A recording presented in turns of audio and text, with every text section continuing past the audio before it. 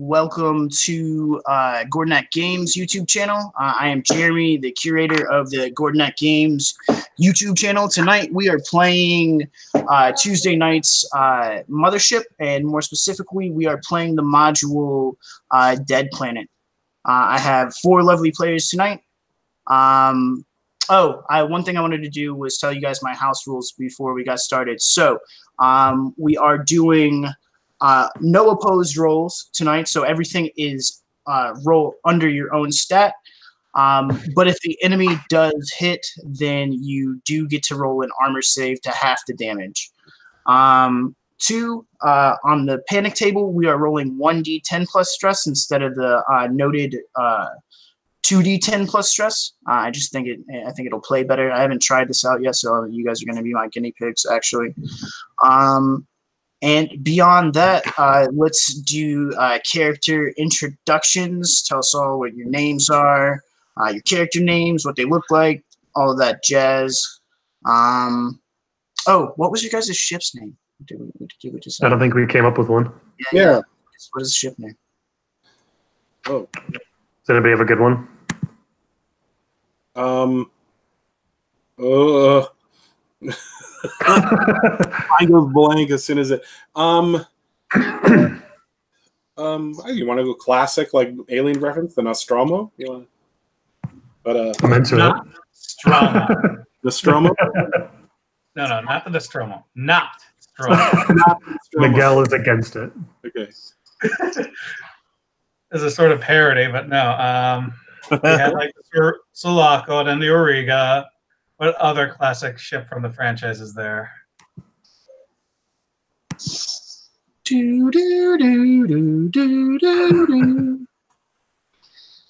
Well, how about the Magellan? The Magellan. I like it. The Magellan. All right. And then we'll just do from my left on. Chris, we'll start with you. Tell us about that awesome character that you have. So my character's name is Nipsey. He's a Marine. He's a tall, slender. He has tattoos all over him. It went AWOL. He knocked his drill sergeant out and took off. He thought that wasn't really for him. And he's kind of a roughneck. Grew up in a ghetto on the planet he comes from, though he's really doesn't talk about it much. And he has now found his way with this lovely group of characters. So next I have Micah. Hey, I am playing Zeke. He's the teamster of the group. Coincidentally, also had that Zeke went AWOL. Worked as a pilot, more of an anti-authoritarian bend in him, though, and was like, military, not for me. Average build, little sort of disheveled appearance, usually walking around in just like a tank top and pants and boots. Haircut into a mohawk, but he never does it, so it's always just like some hair sort of hanging over to the side. The patch that I rolled up was travel to distant, exotic places, meet unusual things, get eaten. So I like to think of it as a military recruitment patch that he's sort of like quickly stitched, getting eaten over top of it. Dope. Next I have Miguel. Okay, I am playing Telarium 925, an android who looks like Rutgers Hauer's character in Blade Runner, because that's one of the things about Ridley Scott's when he does androids. They are very, very human. I have the skill profile of engineer and a patch of plays well with others. And my trinket is gloves, leather gloves. Within the parentheses, xenomorph hide.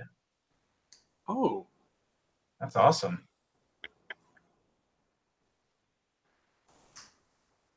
All right. And last but not least, I have Matt. Hey. Yeah, I'm Matt. My website is ogreplaysgames.com. I have stuff there. I'm playing Sarah Berlin, also kind of a roughneck Marine. I pictured her as kind of like a muscular muscular type, like full sleeve tattoos, short kind of crew cut hairstyle. Also wasn't very fond of the military life, so I think what's the character? Nipsey and me probably get along pretty good, and similar morals. And 1 second, and I have a patch. I am my brother's keeper on my arm.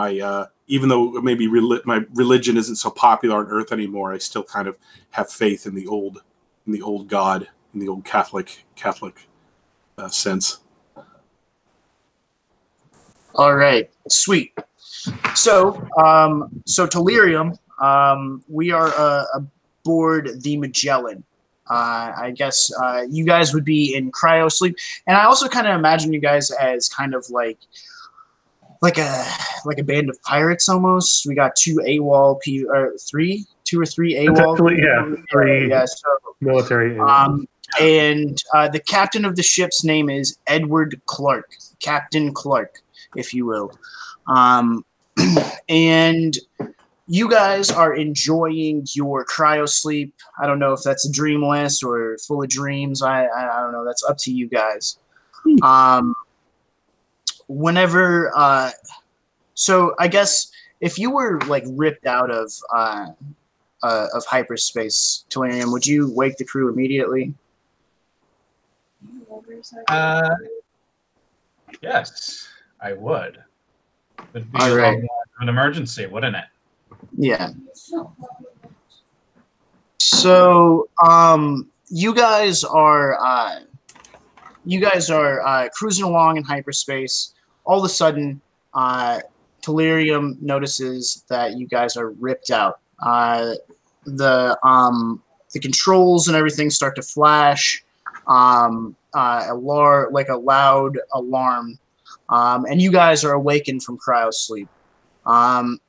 The ship is still rumbling as it's slowing down, and you see Captain Clark there in the cryo bay with you guys, and he gets up, hurries up over to the locker, puts his clothes on, and heads to the command room. I don't know if anybody would follow him. I think I would, just because I'm super curious about this. I'd be super curious. I think I would, if I feel everything rumble, I'd probably instantly know that something was wrong, because you were mentioning about cryosleep having dreams. I think I was probably having nightmares, and so if this is kind of like the end of a nightmare where it's actually real, I'd definitely be alert, and I'd run right behind the captain and just to see what was going on. I don't think I'd say anything to him. I'd just kind of follow him and just watch to see what he was doing. So while I created my character, I got the basically like a pilot background. So I have piloting and astrogation. So I assume that I am, when the ship is being operated manually, the ship's pilot. So has it been on autopilot this whole time, I assume, since I was in cryosleep with everybody else? It sure was. So the command center where it's piloted from? If it's just like, It is. Okay, yeah, then I would probably head straight there. Sort of like ready to take over piloting if something weird has happened. Yeah, Nipsey will hop up quickly and move to behind Sarah, curious as to what's going on. Mm-hmm. All right. So you guys make your way to the command center.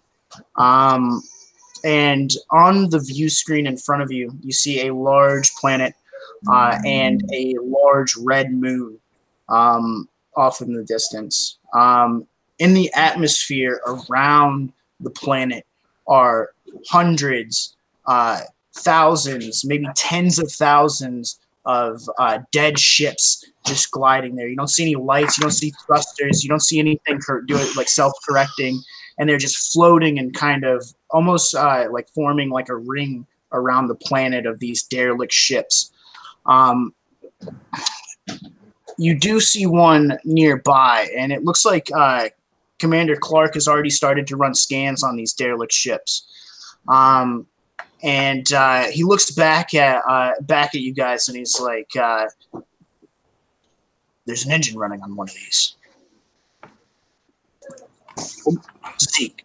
I'm sorry. Yeah, Zeke, bring us closer. Okay, so I am assume at this point, sort of like beside the helm. You got it, Captain. And I don't know if I need to roll, but I'll just try to maneuver the ship closer. All right. Is there a visual, like, is there a view screen, or do we have like? Yeah. You don't have like it's a screen. It's not actually like Okay. windows to the outside or anything like Yeah. that. Okay, so if it's not already on the view screen, put it on the view screen. So it pops up like closer, the image gets larger and you can see, and you use your technique to get over there by it, and then the commander says, "There's also an SOS coming from it." Shit. Cap, what are we doing in this graveyard? And he does like a quick like typing on the controls, and he says, "I don't know what happened, but our jump drive's malfunctioning. I have no idea where we're at." Is there anybody else is there anybody else that's a part of the crew, or is it just us four? And then I figured it was just the 5 of you. Okay. So I've got at least some mechanical repair skill. Me too, actually. Okay. So we've got a few of us that. I think Zeke is going to suggest that maybe we go check out the jump drive. Well, the captain said that there's something wrong with the engines. Did I hear that specifically? No, the jump drive. Just the jump drive. Oh, the jump drive. Okay. So the rest of the engines are working okay. Yeah. You guys are flying with no problem whatsoever. Well, All right. Since I have the skill set of engineer, I'll go check out the jump drive. Oh yeah. Okay. I'm gonna go grab some tools, and I'm gonna go up the robot and see what's going on down there. All right. I'm going to stay at the helm. Sweet. I prefer the term artificial human. Yeah, I'm sure you do. So you guys know the law. Every SOS signal that you receive is logged inside of your ship's computers. And if you try to dock at any like space stations or in any or try to enter any planets or anything like that, the enforcements can detect that you didn't answer a SOS, right? So you guys have to at least go turn off the signal, so it sends that message over to the ship. Oh, well, but we're pirates. What do we about an SOS? Maybe or maybe not. It might make it hard to make shit peddle harder goods and stuff. Yeah. Oh. You guys are already probably on different names than what your real names are whenever you dock and try to trade goods and stuff like that. But anyway, so Commander Clark or Captain Clark looks at you, Zeke, and he says, "Get in docking range." We scan for any life signs yet? No. Is that what you want to do? Yeah, if we can. I don't know if the ship has the ability to scan for life signs, but yeah, absolutely. And I'm not going to say it's going to take a roll either. You scan the entire ship. I imagine it's like almost like a holographic line that goes from and this is a pretty large ship also, and it goes from front to back, and you don't detect any carbon-based life forms at all. So since the android and at least Sarah, I think, or have both the Marines left to go look at the ship? No, I hung back. Okay, you're still there. Yeah. I'm just gonna radio to Tellurium and Sarah to let them know that there's at least no human life forms. It's a good idea. So I'm gonna maneuver into. Zeke is not happy about this. Zeke would much rather just fix the jump drive, get the fuck out, and like deal with the consequences. But you can kind of see Captain Clark, even though you guys are in this like shitty situation, he's kind of frothing at the mouth a little bit, right? He wants to go. Like there's all of these like empty ships and stuff like that. Like it's not. You guys do this shit all the time, where if you see an empty ship, you go and fucking take whatever you want off of it, right? Yeah. And there's thousands, if not tens of thousands of these ships. And he's kind of, you can see he's a little bit happy and nervous at the same time.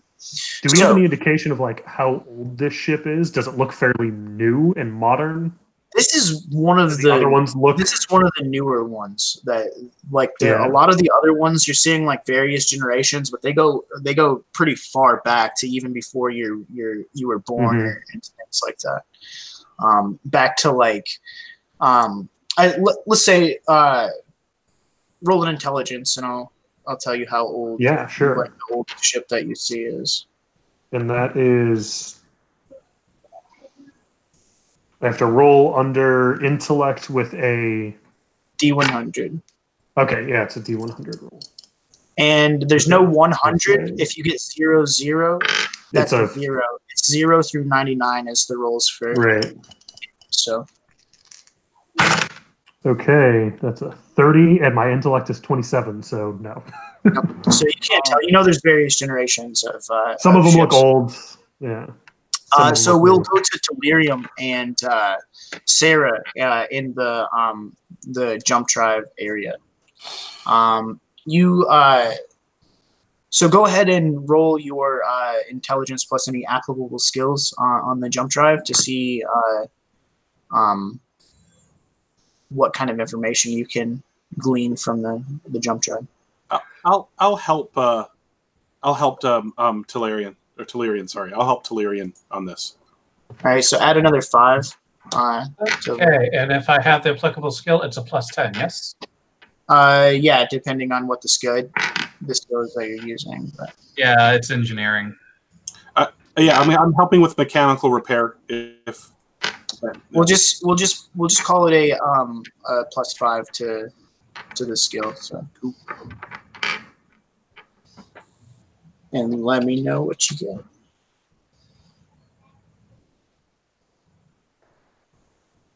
I needed a 44, and I got a 42. All right, so so not only can you tell, you could tell almost immediately as you open the enclosure that the jump drive is fried. But not only that, but you can tell that it was fried by some sort of outside energy, right? Like you would think that maybe this is from like a solar flare or some sort of like similar signatures to that. Cool. I'll pop on the short waves and I'll be like, Captain, shit's fucked down here. Jump's fried. Yeah, I'm looking at a prime candidate for replacement right now. You think any of this garbage lying around here's we've got parts we need? I mean, there's so many around that we must be able to find one. All right, let's lock and load. I'm docking right now to this ship, and as you guys get closer up in the front, you can see that the name of the ship is the Alexis. Right? You get into the docking area, and the captain instructs you to hold while he extends the dock out as it clamps around the loading dock, and it like clicks with like this satisfying like clunk, and then you guys are tethered to this ship. He looks at you, Zeke, and he looks at you, Nipsey, and he says, "You guys go get the others and go have a look on that ship. I'll stay here, make sure nothing happens." Zeke's like, fuck. Not happy about having to go over. He likes to stay on the ship, but check the atmospheric conditions before you get on. Because you ain't gonna leave us, are you, Cat? Kind of jokingly, and then he heads back to suit up. Not if I don't have to.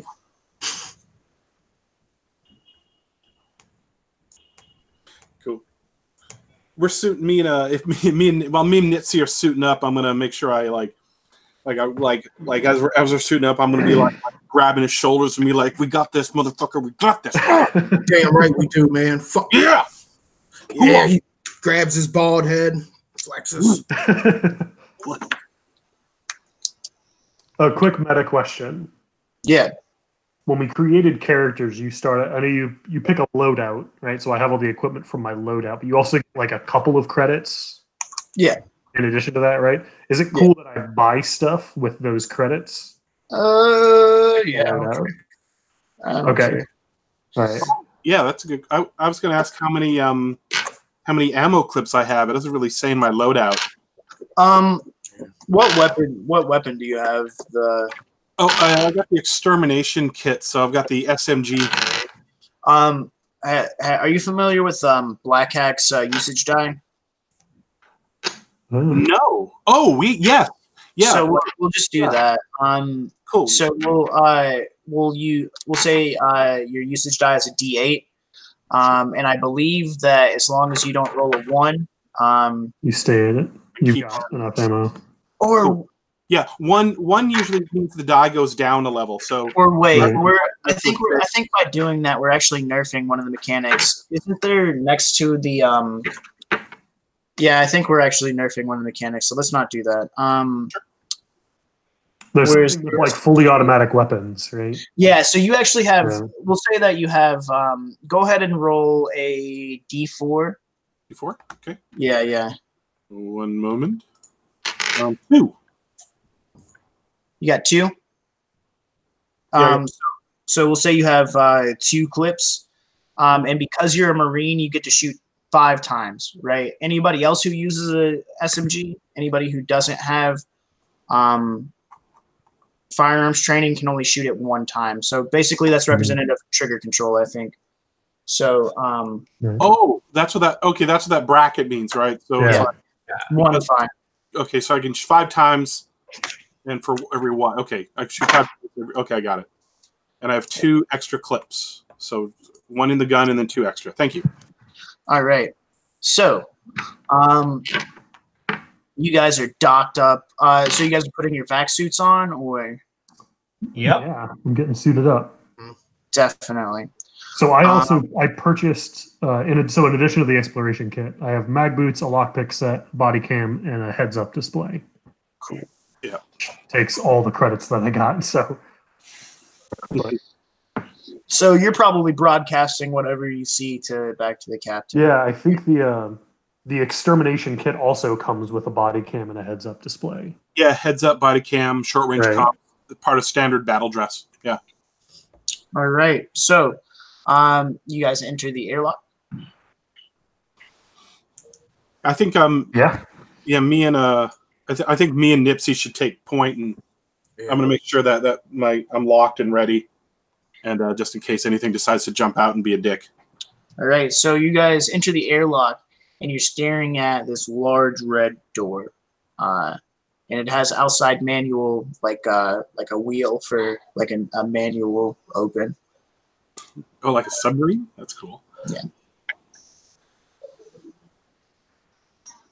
I'm going to slap Nipsey on the butt and say, "Get on it."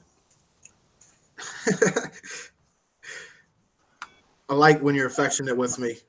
And he starts to move out of the ship. All right. So if you're gonna attempt to open it,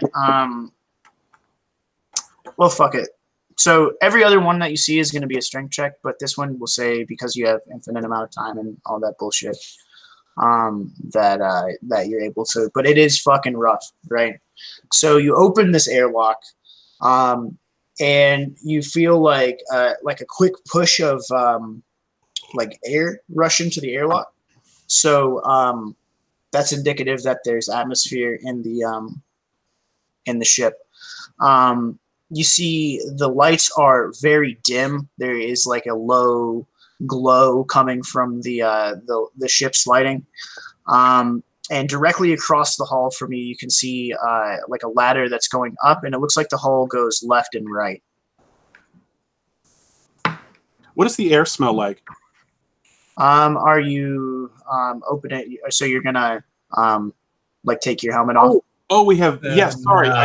Yeah, we're in vac suits right now. Yeah, I think we have a thing to check out the atmosphere, like whatever is the equivalent to a tricorder. Well, and I imagine that the Does anybody have suits one? would probably tell you. So, like, I don't know if it's okay with you. I think that the suits would tell you when the atmosphere is okay outside of you, right? Like, and you have like a green light on that. Like, okay, then I will. I'll like, if I could, can I like do a visor, or do I have to take off the whole thing?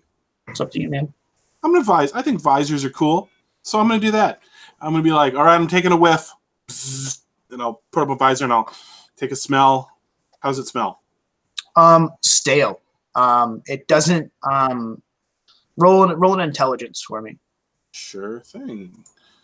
My first. So that's 2d10 as a d100, right? Oh, and it's a d100 roll. Sorry. A second. Okay. So I got a 63, and my intellect is 25.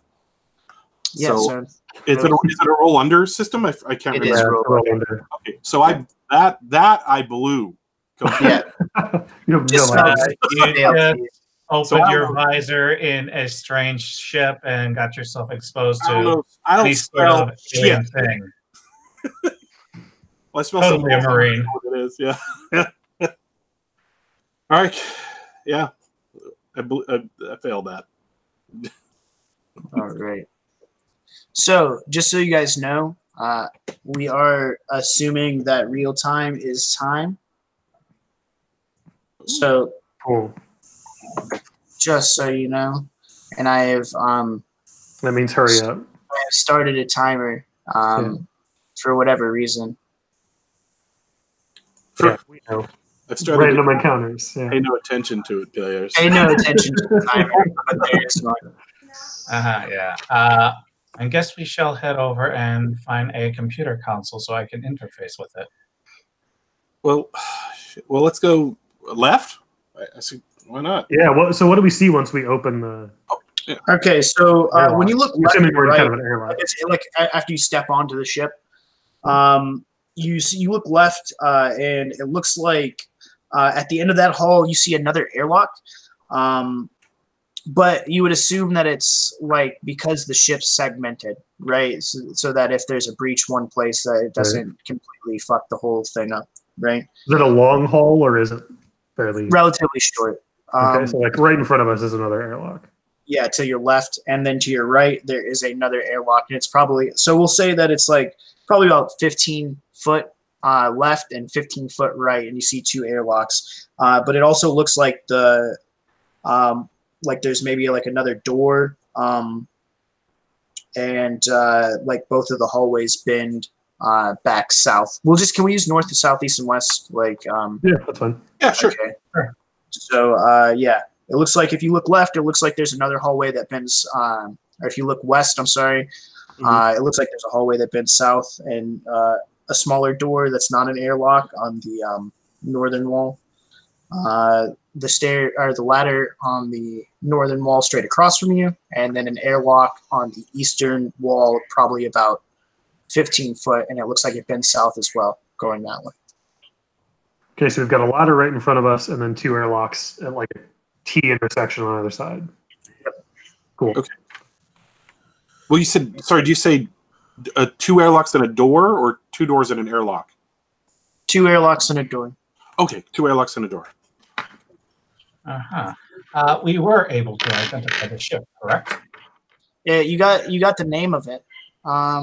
If you want to roll an intelligence, you can probably find out maybe what kind of ship you think it is. Like what would I have a better shot at that as a pilot? Maybe. Yeah. You could, if you have any applicable skills, you can roll them with your intelligence. I mean, I've got piloting and astrogation, so how about we do piloting plus your intelligence at advantage? At advantage, cool. Very, very generous. So piloting is plus 10, so that's a 37 or less. 60, but with advantage, I'm going to try that again. 37. Sweet. Nice. So you recognize this type of ship immediately. Yeah. This is an archaeological ship.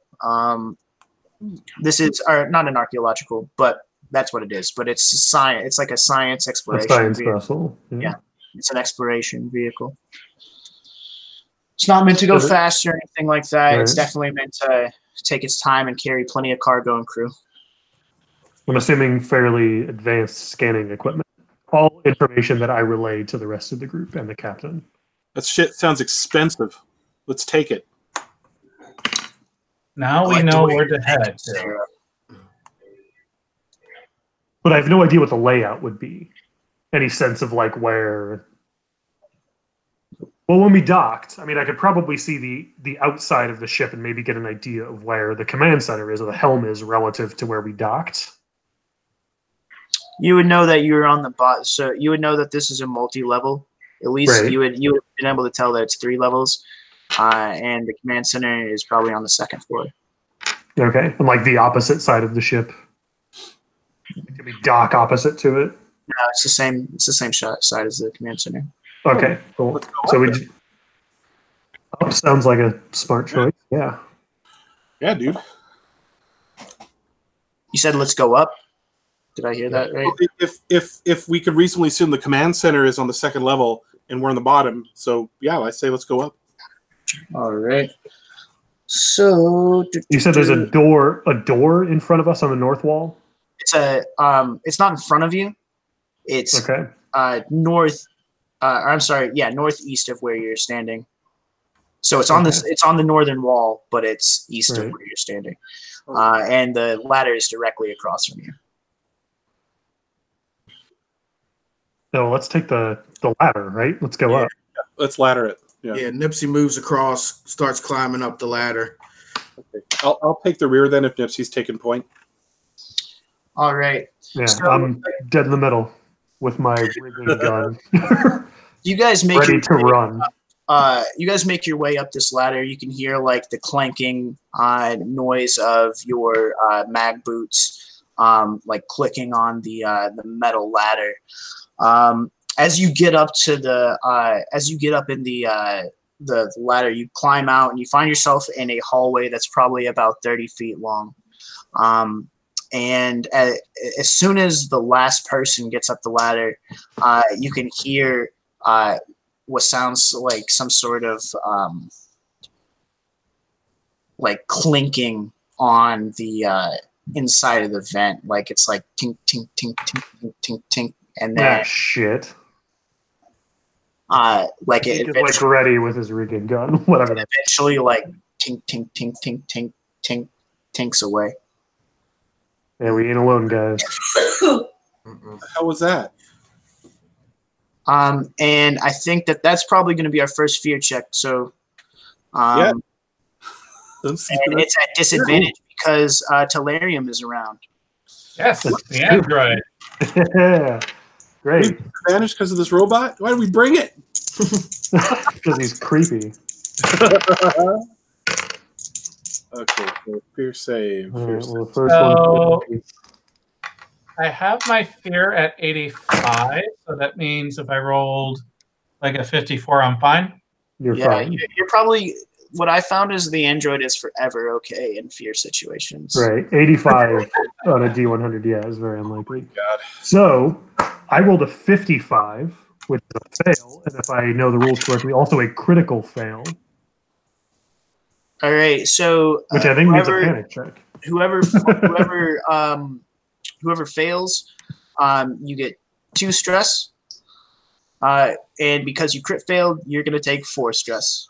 Okay. And then we will go ahead and do a panic check. So stress starts at 2.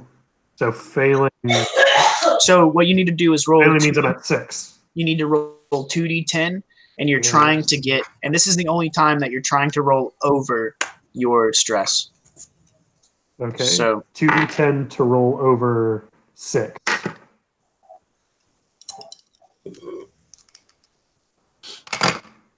Okay, first one is a 15. So you're good, my friend.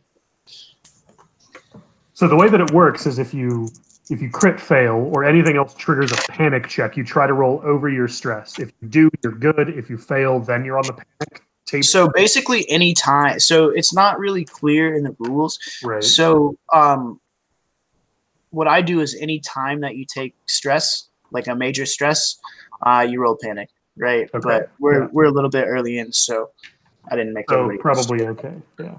So like, but basically, yeah, pretty much any time you take stress is an opportunity to panic, depending on the source The of severity of the stress. Yeah. the Cool. So source. I'm at 6 stress. It's fine. Yeah, you're good now. Everything's okay. I think I got pills to help you for that. Let me get He's some. kind of like, I'm okay. I'm all right. He's like a little twitchy though. So at the at the end of each, so on the east, you guys are in the middle of this 30-foot hallway. At the eastern side, there's a airlock, and on your western, or I'm sorry, I did that backwards. West, but both sides, there's an airlock, right? You guys are in a hallway that is backed by 2 airlocks. So would we have been able to tell which way would have got us closer to the? You know that it's the front of the vehicle is west. So we should go west, yeah? Yeah, let's go west. It sounds like the best. Yeah, absolutely. These airlocks, is there a glass window that I can see through? Can I see what's on the other side or hear what's on the other side? No. They're definitely they're just solid. Like solid. Yeah. But Awesome. the one to the west looks like it's completely like dented inward. Not inward, outward, sorry. Yeah. Outward. Yeah. So like away from us or towards us? Sorry. Yeah. Towards you. Like from the towards us. From the inside. Yeah. Like something tried to get out. Yeah. Into the hallway we're in. Hey guys. Yeah. I mean, we're just trying to get replacement parts for the jump drive, right? That's it. That's what I thought the plan was. You're the one who wants to go to the bridge, and this robot wants to hook up to the other robots, or the ship robot. You know, the computer, whatever it's called. Have there been any computer terminals along the way? Anything that our robot friend can interface with? Okay, cool. I don't know. I'm not liking this door. I think we find engineering. Find engineering. See if we can download any logs, but ultimately we get the jump drive parts and we get the hell out of here. Maybe command isn't the best way to go. Like a ship layout, like a map of the ship from the bridge. Would that be possible? Maybe engineering too. Yeah. Or the engine room might have it. Or anywhere if our Android friend can interface with it. We're here anyway. We might as well get to the command room and or the bridge or whatever they call it and figure it out. All right. Because odds are their jump drive has been fried as well. So it would be prudent to see if they had replacements in their manifest. All right. This machine's got a point. Like your funeral. Kind of like steps back, motions to our Marines to open the airlock. Yeah, you step back. Let the men take care of this. All right. So whoever's trying to open the airlock, it's going to take a strength check. All right.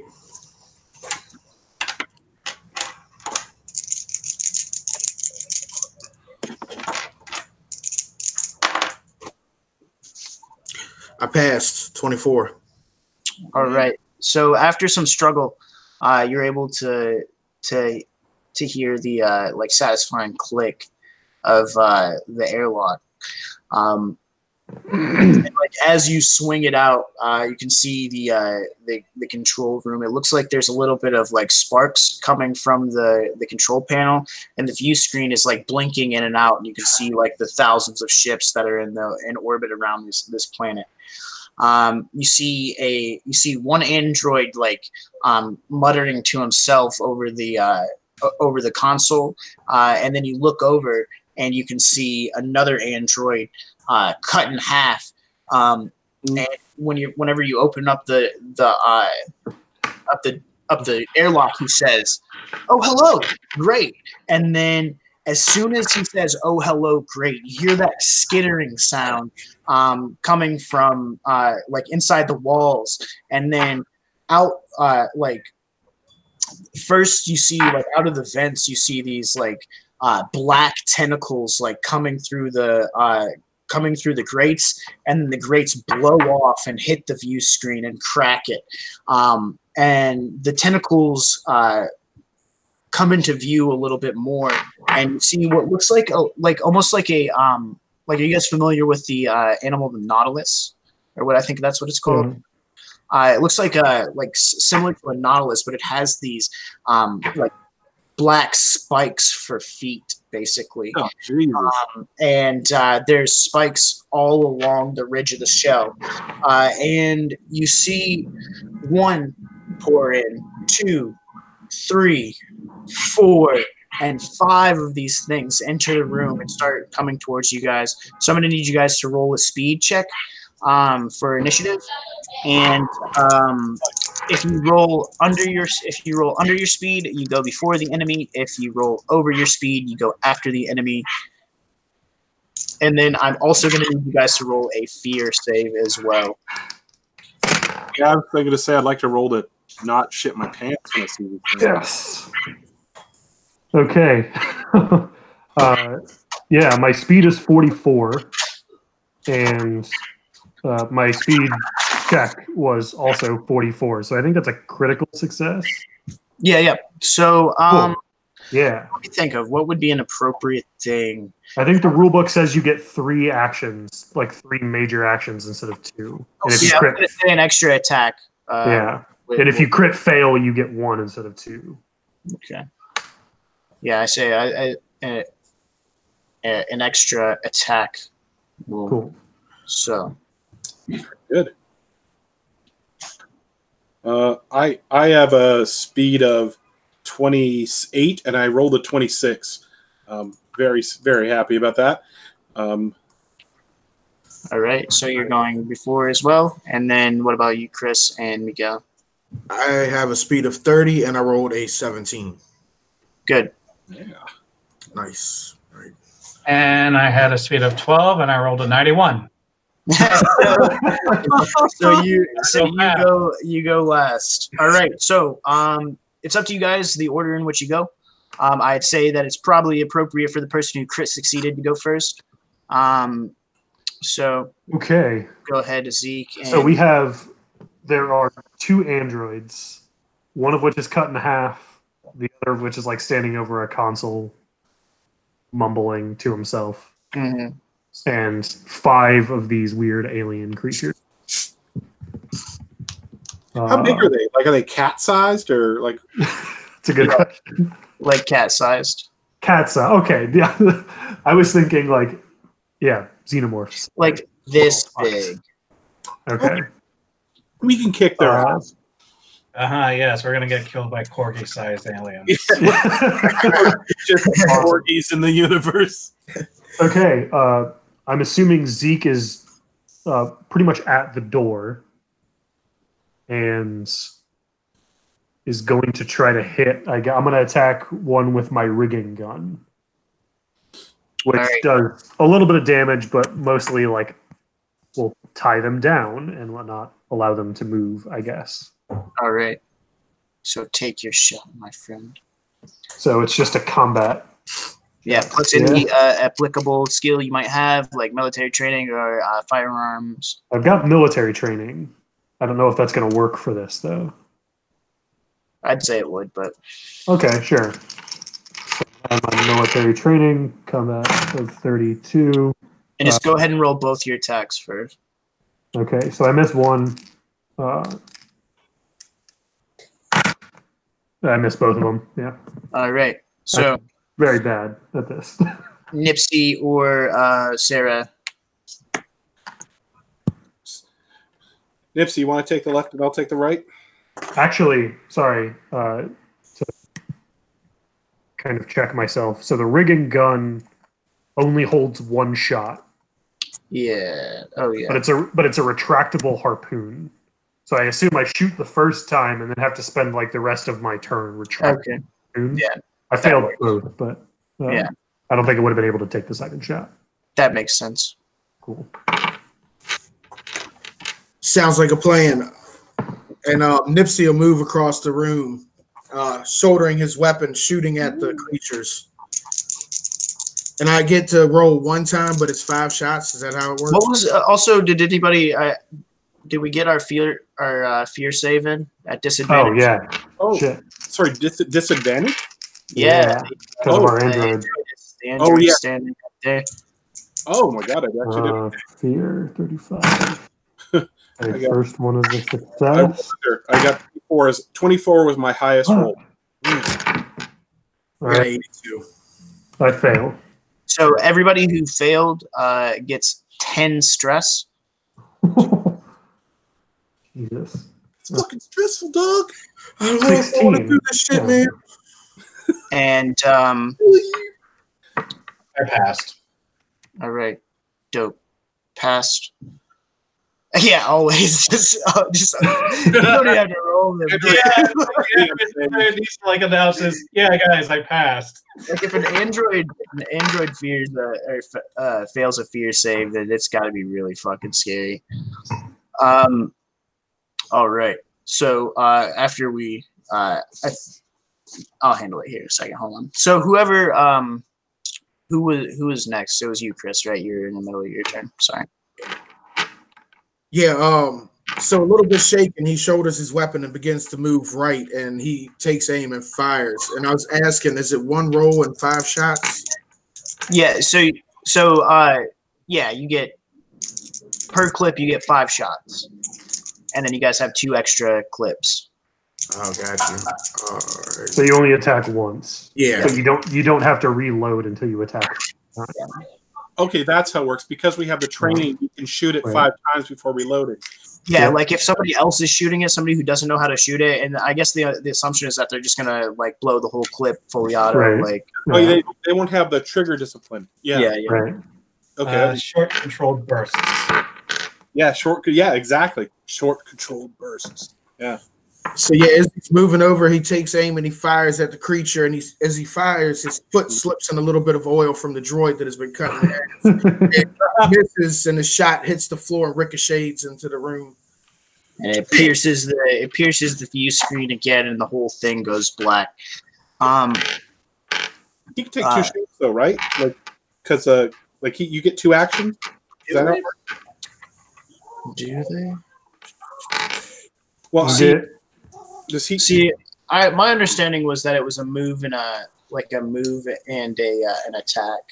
But I think that's how we'll rule it. I don't feel like looking through the rule book for it. So, yeah, it's like a move and attack, and if you crit succeed on your initiative, then you can get 2 attack actions. So Chris failed his attack. Now it is your turn, Sarah. All right. Sarah's going to dig that weapon into her shoulder, kind of deep breathe out, and then fire on the left side. Let's roll that D100. 1 second. 90. Well, that's not successful. We're very dead. Excellent so far. We're very dead. We're the worst brains ever. All right. So it is on these crawling things. All right, and I'm just gonna go. What's the what? You guys are pretty much all in the room, right? Like not like single file or any bullshit like that. I started moving into the room. I'm around where the droid it cut in half is. Yeah, and I would have maneuvered into the other side. Like me and him are kind of back to back. Like just we're in formation. I am in the doorway. Have not moved from the doorway. They start to get near, and they start shooting those spikes that go along the back of their shell, off in every direction. Misses you, Chris. Misses you, Zeke. Misses the android, and misses everybody. So now it is the android's turn to act. Get him. Okay, then I will fire the tranquilizer gun. I have a combat of 23. Oh, good luck. It's really good. I saw your guys' stats. They are really, really good. Everybody who posted their stats, they are all excellent stats. I just hit random in the thing, and I'm like, that one works. And I have no idea what the numbers mean. No, they're not. 30. Is you're supposed to have a low number so evoke a horror thing. You're not supposed to be 50s and everything, like a pulpy game. So this is very much genre appropriate. I got a 67, so not a critical failure. I might have to go dad for a second. No worries. So it is back at the top of initiative. You guys are failing miserably at trying to shoot these things. I'm going to need a panic check from everybody. 2d10, and you're trying to roll over the panic. And Zeke is already fucked. So Yeah, I'm at 16. maybe we'll say that there's a couple dudes in cryo if you die. What happens if you hit the number? Oh, you have to roll over, right? Yeah, you're trying to roll over your... I panic. I rolled All right. I got 4 stress and I rolled a 4. Awesome. All right. Oh God! Yay. Oh, no, I absolutely did that right. I rolled a 2 and a 2. Amazing. All right. So, is everybody done with their panic rolls? What is the status? Is it who's panicking? 17. Oh wow! 17. I assume zeros are tens, right? Miguel is fine. Do what? Zeros are tens, right? Yeah. On the D10? Cool. Yeah. So then 17. All right. I'm We very start out lucky. with 2 stress. Yeah. You start with 2. Okay, cool. I got a 15. Yeah, the android is fucking fine. All right, so you're the only person who panics. So 1d10 plus 4. Do you want to roll your d10? I'll do it. So Sarah freaks out. And we all have to make fear saves, right? Because the Marine. Oh yeah. Now you have to make another fear save. So sorry, 1d10 plus 4? Yep. I rolled a 10, so that's 14. All right, for the next 6 hours or 9 hours, I'm sorry, you have actually I will message you what it is. Oh shit. It's always good. So give me a second. Oh, Okay, I'm gonna make my next fear save. Yeah, go ahead and do that while I'm messaging him. Where are you messaging me? Where am I going to get that? All right, I'm here. Thank God. Oh my God. Ooh, okay. I succeeded my first fear save, so pretty excited about that. I got a 3, so I'm fine, guys. Yeah, we know you're fine. Damn androids. All right. So, did everybody pass the second fear save? I did. I know our android did. Okay, Yeah. cool. So we're all fine. So, it is back at the top of initiative. What are you guys going to do? These things are encroaching upon you. Okay. Is it cool if I let the Marines go? Totally. Okay. Yeah, I'm gonna let the Marines go. I don't think it should be my job to try to kill these things, and I want to see what you guys do. Oh, did we need to make another speed check? No, we'll just go with the original initiative to keep it smooth. Keep it moving. Cool. So Nipsey just barely is able to move out of the way of one of those things this creature fired at him pretty much. And he takes aim again at it and takes another shot. Missing again. These things are really starting to honestly get to him. And remember, you have +5 because you have another Marine and your firearm skill, assuming you have fire. Yeah, I have all that in there. So yeah, still. Just want to make sure everybody's got their bonuses. I got it there. I just rolled bad. Retire those fucking dice. I'm about to set them to the back. Yep. I got it on the set right here. So he looks at Sarah and he's like, "Man, my aim's off today. I hope you." And he's like, "I'm about to throw a grenade at these fuckers." You fuck. Yeah. I'm very twitchy right now, and I'm kind of staring at you. I'm just kind of staring at you, Nipsey, and I'm just and I kind of like turn my gun towards you. No, them. No, it's on you. What? And I'm gonna shoot. Oh man, I never took my move. Can I like duck? But since it's you guys, I'll let you do the opposed rolls. So what you can do is you can use your combat or your armor save, and you use your combat, and whoever rolls the highest without going over their stat is the one who succeeds in their action. If everybody fails, then something bad is going to happen to both of you. Oh man. I'm sorry. I'm panicking. I'm sorry. Man, I failed, and it was an 88. Oh, so bad. That's not great. Yeah. Fail and a 59. All right. So, you aren't able, like, you in your delirium, you're not able to shoot him. But your spray goes wide, and you use that whole clip, right? Okay. And it looks like you just annihilate the entire front console.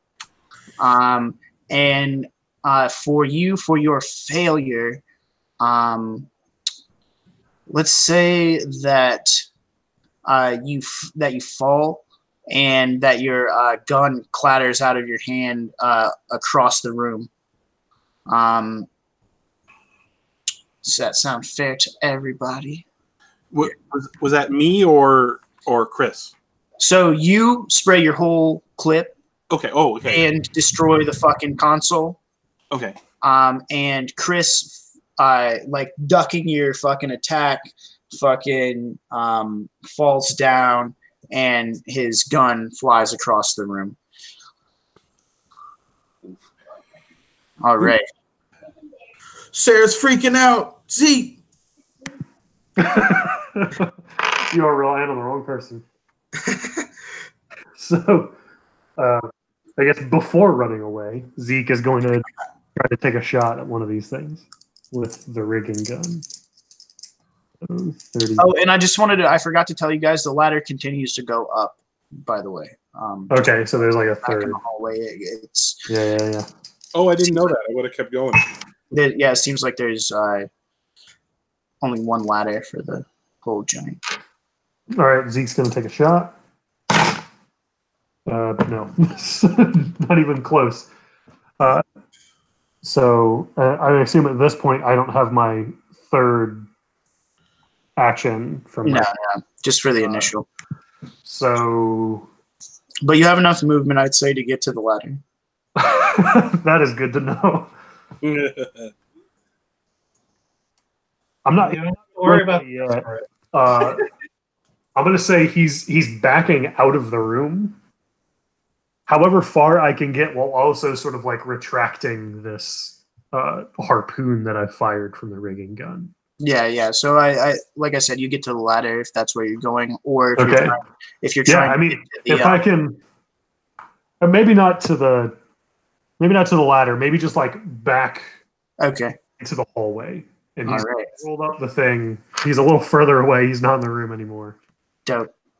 All right, so that's everybody on the top of the initiative, right? Yeah. And these guys are gonna go, and they're starting to like get closer. And one slides like over top of Nipsey, and I'm gonna roll at advantage because you're prone or whatever, and it bites into you for 5 damage. Sorry, Nipsey. Fucking. And then one is going to shoot a spike at Zeke. Misses. Yeah, that's right. One at Sarah. Misses. And one at Delirium. And that one also critically misses and hits one of the other scuttering little things for 1 damage. All right. So now we have to kill Nipsey. We're on the clearly infected and get.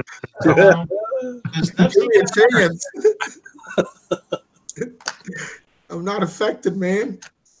So they haven't attacked the 2 androids, right? The 2 other androids that were in the room, like they're still cool.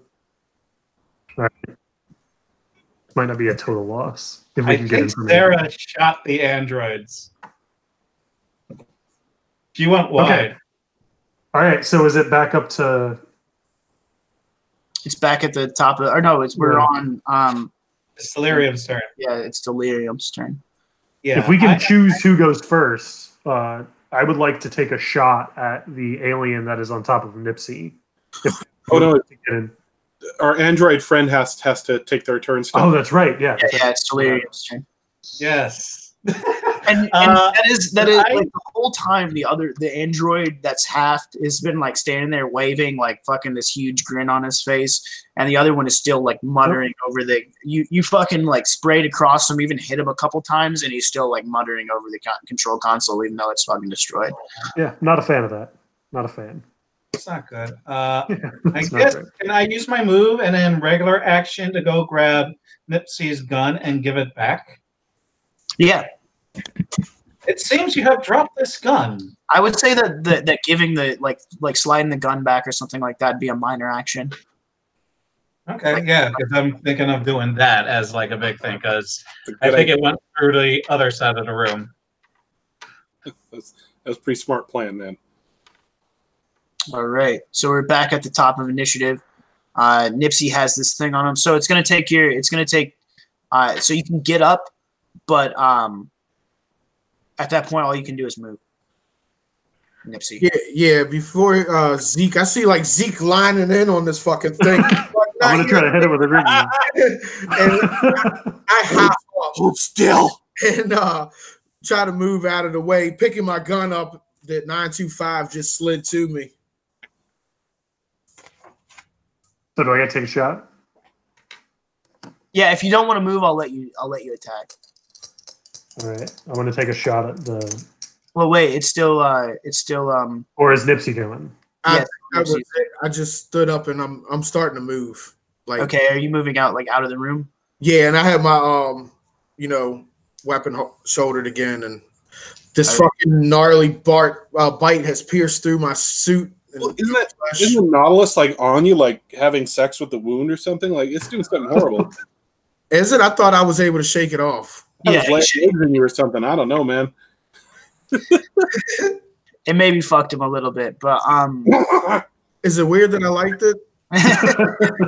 So that falls off. It like slide, like you're able to shake it off as you get up, but it's at your feet right now, and it is on Zeke or Sarah. You can go, Sarah. Okay, I'm gonna let's see. I'm gonna go to that android that's half android on the floor waving. I'm gonna be like, Dad, I'll keep you safe, Dad.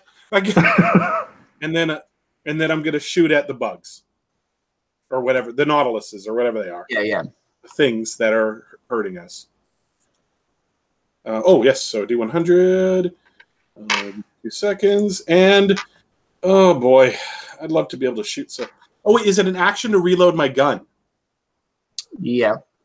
Okay, then I guess I'm doing that because I'm moving over to the half android and I'm reloading. Okay. That would be it then, I guess. So never mind. So right. Now my turn. Okay, Zeke's gonna shout out. You need to grab one of those androids and we gotta get the fuck out of here. That's my father. And then is gonna take a shot at one of the aliens. If I can, without moving back into the room, would be great. I can just stay where I am. Sure. Okay. Hey! Finally, a 22. Yeah, I think rigging does a D10. The rigging gun does a 2d10, I believe. 2d10. Good gun. Yep. Rigging gun, 2d10, and a 2d10. So let's see what happens. Okay, so that's 10 damage.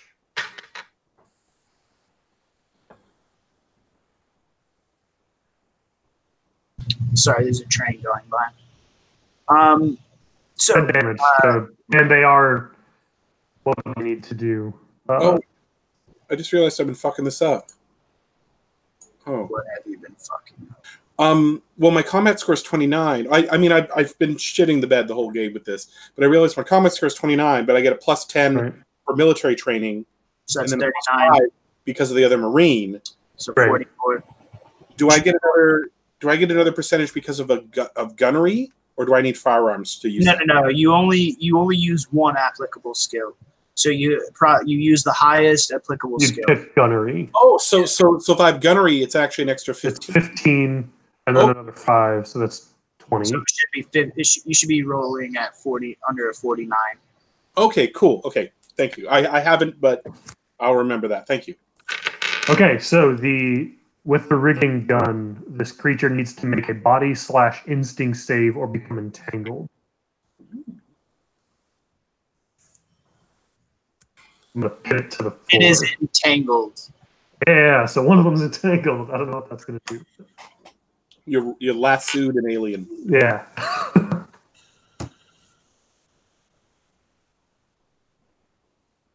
Sorry, I'm trying to stay muted. But I don't know if can you guys hear that? The train? Not really. Okay, sweet. So it is on the aliens, right? Or, yep. Yeah. Right. Yeah. So, they are going to try to attack with their shitty attacks. Nope.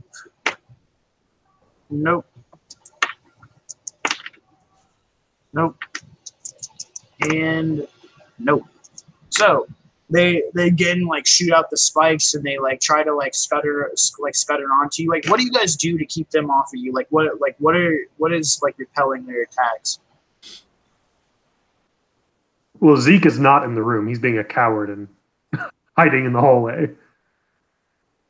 That's his defensive strategy. I think they're just hitting my armor and just bouncing off the plate and the armor and stuff that we're wearing. For me, anyway. Because you guys have standard battle dress, right? It's designed. Yeah, it's designed to take a few pounding here and there. I think. Yeah. More so than a vac suit, which is what I'm wearing. Yes. Unless we're all in vac suits. Sorry, Nipsey would have noticed them getting ready to fire those spikes at him again, having dodged the last one, and he grabs a hold of a chair beside him and ducks behind it, and the spikes splatter it. Yeah.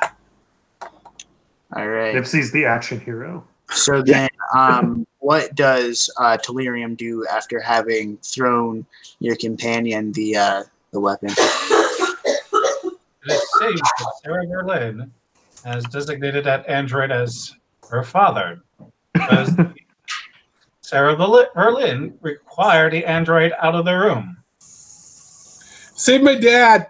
I shall carry the android out of the room. You're the real hero. 925, go. Not the one that's mumbling. Useless. No, yeah. And then also, once I get it out of the room, I'll interface with it, see what's up. All right, we'll wait till we get out of combat to get far into that, and then we're back at the top of the initiative again.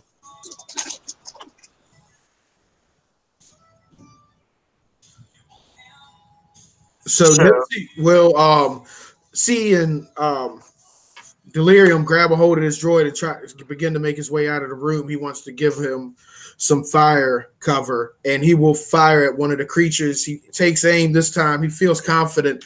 He lets loose his breath as he fires. This one actually does hit. Hey, look at that.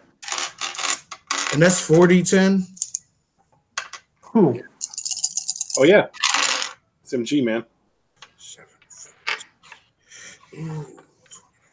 28 points of damage. So describe how this thing is killed. It's getting ready to pounce up on Delirium, and he takes it in his sight. He red dots him. He fires. The bullet streaks across the room. Of course, we can't see it, but it opens up this little thing's head just as it starts to lunge towards the droid. And the body just falls at his feet, lifeless. And the shell kind of breaks, and there's this greenish, oozing blood coming out of it, and then shell fragments all over the ground. Are you gonna do anything else on your turn, or? I'll inch closer to the door, but I'll stay on the inside of the room. All right, dope. So Zeke or Sarah? I'll go this time. I think if I saw him shooting in that direction, I would have I feel like I might have a moment of lucidity, being that my father is now safe. And I will also shoot in that same direction. But I feel that since I'm having trouble right now, I think I'll do it at disadvantage. I was gonna say I think you should probably be rolling at disadvantage. Yeah, no, that's cool. That's cool. Okay, so 49 is what I'm aiming for. Okay, 35. Okay, that's not bad so far. And 22. Oh my god, I succeeded. Hey, look at that. Well, that's the first time for everything. And 10 damage. All right, let's okay, give me a second. Put that 4 in there. Roll 24. I ripped that thing to hell. Nice. So, and describe how it dies, but describe what it looks like through your eyes. To me, so I'm shooting these things, and they're exploding, and then I hear this squeaking, and then what they explode in is like a fire, like firecrackers from when I was a girl during like the 4th of July. So I'll just hear pew pew pew as the legs from shit fly off, and it looks like it's like tie-dye on the wall instead of that green like sludge that comes out of them. And I kind of smile, being like, "It's so pretty." Sarah's a weird chick. And Zeke, you already went, right? No, I have not. It's your turn. Yeah, okay, so I've got the rigging gun with a harpoon inside of one of these things. Yep. I'm going to attempt to pull it out, which, according to the book, does an extra D10. It's a percentile dice. So it's D10 times 10. Okay. If I can pull it out. It's underlined? Yeah, it's underlined. Oh, yeah, that's D10 times 10. Yeah. I guess they're going to change it in a new edition of the book, but to be a little more intuitive. But if it's underlined, it's very not the percentile dice D10. D10 times 10. So I'm going to try to pull it out. I assume that's not going to happen automatically. Or maybe it will because it's tiny. I've seen damage, dude. All right, cool. I'm going to pull the grappling hook out of this thing. Feeling... Okay, zeros on this are 10. That's 10. Okay, so it does 10 damage. All right. So that's 20 damage total to it. How does it die? What does it look like? So I'm going to say Zeke yanks on this rigging gun. Not even really like attempting to crank it back and draw the cable back, but just like swings it back. It flies up, slams into the wall like above the airlock, and just kind of like explodes in a mist of acidic, hopefully not acidic, green goo, and then slams. All right. And as soon as that like green goo like splatters on the wall, you hear like this loud, terrible fucking scream coming from within the ship. The lights start to flicker, and all of the androids that are around start to like bug out. Like you can see them. They go like as these like black ethereal tendrils kind of roll into the room, and they bug out and they all fall over. Even the one that you think is like your dad or whatever, like it is also like it also shuts down, and so does the one you watch as it collapses over. And everybody needs to make a fear save as you hear this screaming inside the ship. And obviously, Cool. does not need to make a disadvantage, right? I'm going to say because they're androids are. Yeah, because they're offline. No, not a disadvantage. Cool.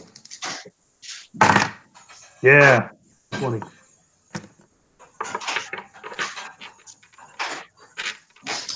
Did anybody fail their fear save? Yep. I'm good. Oh man. All right. 8 more stress for Sarah. And everybody who failed needs to make a panic check. So that's 2. What was it again? 2d10. Sorry. 2d10, and you're trying to roll over to avoid panicking. Thank you. And we all need to make another fear save because one of the Marines is panicking. Okay.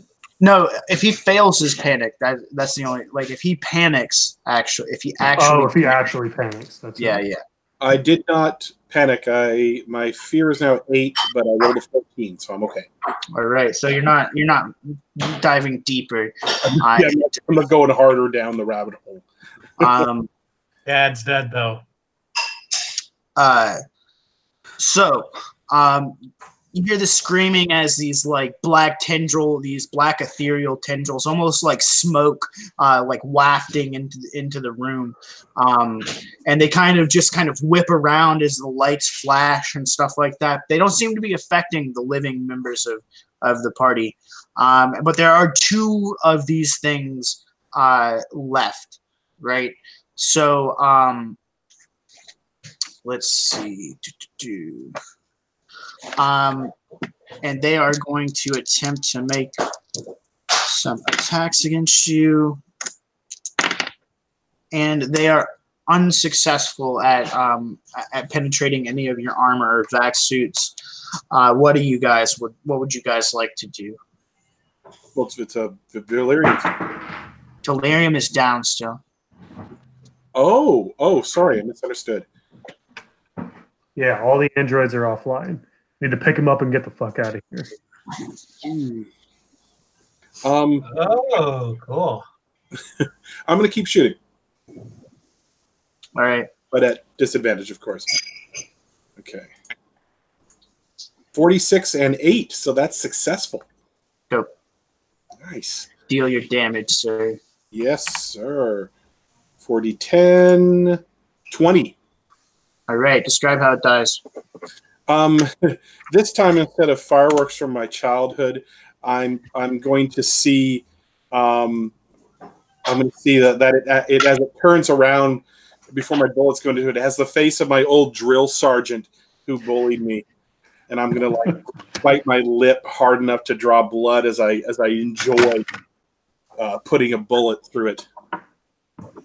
All right, dope. And then either Nipsey or Zeke, what do you guys do?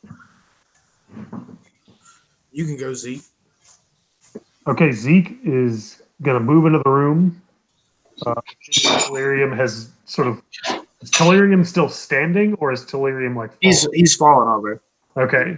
He's going to grab him underneath the arms and start to pull him out of the room towards the ladder. And Delirium's grip seems to be pretty securely around this. Whenever he went offline, he still has Dad. He's got the android. It's pretty fucking heavy, right? Yeah. And actually, I'm going to say that carrying an android of any of them is going to require a strength test. Okay. No, that's a failure. So you go to try to pick him up, and it's like, holy shit, how is he even carrying this other android? This is heavy as fuck. So then what do you do when you're not able to? What was that? Can I do anything else with my turn, or is it spent attempting to carry the android? You can move. I can move? Yeah. I am actually going to stay there and call over to, I guess, both of the Marines and be like, you gotta help me get him out of here. I can't lift him. Are you in the hallway?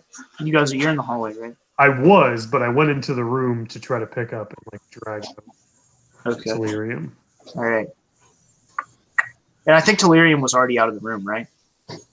He had started to carry. I went over to pick up Dad. Oh, yeah, that's right. Okay. Went to pick him up, and then he had already... I went over to wherever he was. This room isn't huge either. It's not completely massive or anything like that. Yeah. So then I'm in the hallway calling over to the Marines, We got to get out of here, close the airlock. So are you standing next to the stair or the ladder, or no? I mean, are they next to the ladder? I guess not. So never mind. Yeah. I'm still on the bridge. All right. So, yeah, he's saying let's get the fuck out of here. There's one of these things left, and I think has Nipsey went again? No. Yeah, Nipsey. He looks at the one that he headshot, and he sees that green sludge that's oozing out of it, and then he looks down at his arm where he got bit at, and there's like this green pus bubbling outside of his suit, it looks like, and it's right above his patch. It's 2 revolvers, and it says "Mama Tried" above it, and he takes a breath, and he's like, "Fuck, man!" He kind of tries to nudge his arm and hide it from anybody that would be looking, and he will take aim on this last one. Oh yeah, that hits. For 10, 18, 22 damage. So like as you kill this thing, right? You see like out of the corner, Zeke is the closest to the ladder, right? Zeke sees out of the corner of his eye something like large and bipedal, like zoom up the ladder, like climb like faster that you don't really get a good look because the lights are flickering, and it just climb. You see it climb up the ladder and it came from below you, and it goes further up the ship to the top level. All right, Zeke's gonna, I guess, he's like, oh fuck, we got another one, but this one's bigger. So you guys are out of combat now. You just saw this thing, and then let's see. Let me just reference something real quick. Well, I'm gonna stow my weapon and check on my dad. I'm like pull him close and be like, Dad, wake up! Come on, wake up! So Delirium, you come back online, and so does your dad, right? And so does the other android, right? And he gets up and he immediately goes back to like typing on the thing.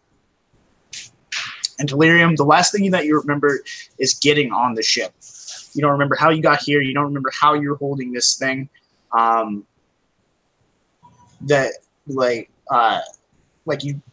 I don't know if you would try to access those memories that just happened moments ago that would lead to a shutdown or anything like that, but you can't access them. And the lights are still like flickering, and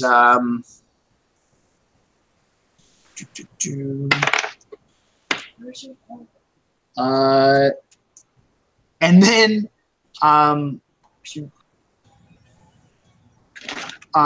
and then you see, like as the lights are flickering almost on and off, like almost strobe-like, you see this thing go back down to the bottom level.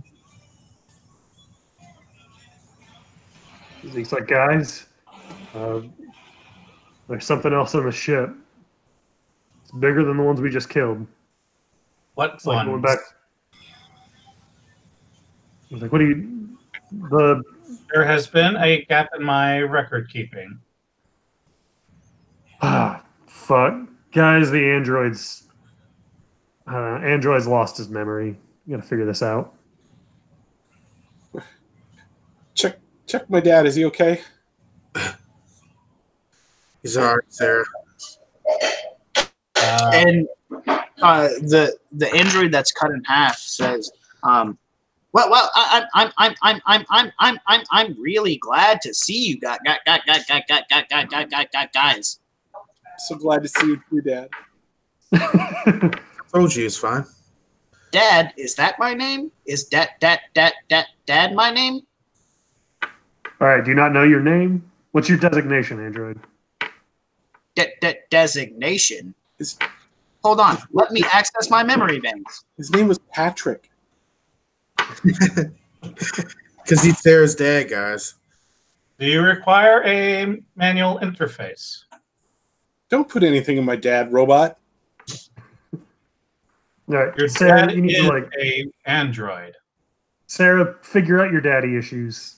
What? Lights are still flickering. All right, we got to get off this ship. Figure out what's going on. Fucking yeah. Okay, Telerium, do you know your name? Yes, Tellurium 925. Okay, Telerium. Telerium, the thing that you're holding, we need to get it back to the ship. We're on a different ship. We need to get back to the Magellan. I remember us getting onto the ship. I do not know what happened between then and now. It was about half an hour missing. There's an alien life form. Well, some species we don't know yet. Let us Sort of make those issue. haste. Yeah, let's get the hell out of here. But just a quick warning: there's a larger one down on the first level of the ship where we just came from. So, not sure if that's relevant, but we should Perhaps probably an all. alternate route should be suggested. Well, Hey, if there- Captain, can you hear us? I'm gonna try to like radio the captain. Static. It's static. I knew you'd leave us, man. I also have, I do have long range comms, which I believe allow me to. Static.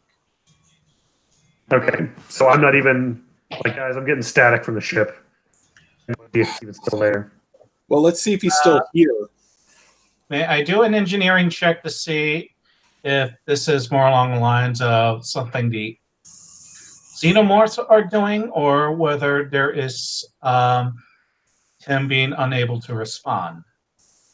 Seems that they seem to influence electronic equipment. Yeah, so you can check to see, like, are you trying to access like memory banks, or are you trying to like access the ship's diagnostic? Oh, it would probably be sort of a ship diagnostic. I have computers. All right. So go ahead yeah. and roll your intelligence plus whatever applicable skills. And it's going to have to be at disadvantage because the console is fucked. Okay, let's check it out. So this will be needing to run a bypass. 22, and then this. Okay, pass. Noise. So Yeah, just as you 49. start to try to access the computers, the lights go back to like the normal state. Like they're just light now. They're not flickering anymore. And so I think right now is probably an appropriate time to take a quick smoke and piss break for take a quick break, and then when we get back, we will see what happened, what Miguel learns, or what Telerium learns with his android, and yeah. Sure. All right, sounds good. So let's take a quick 5 or 10, and we'll be right back. Brought to you by Gordonat Games.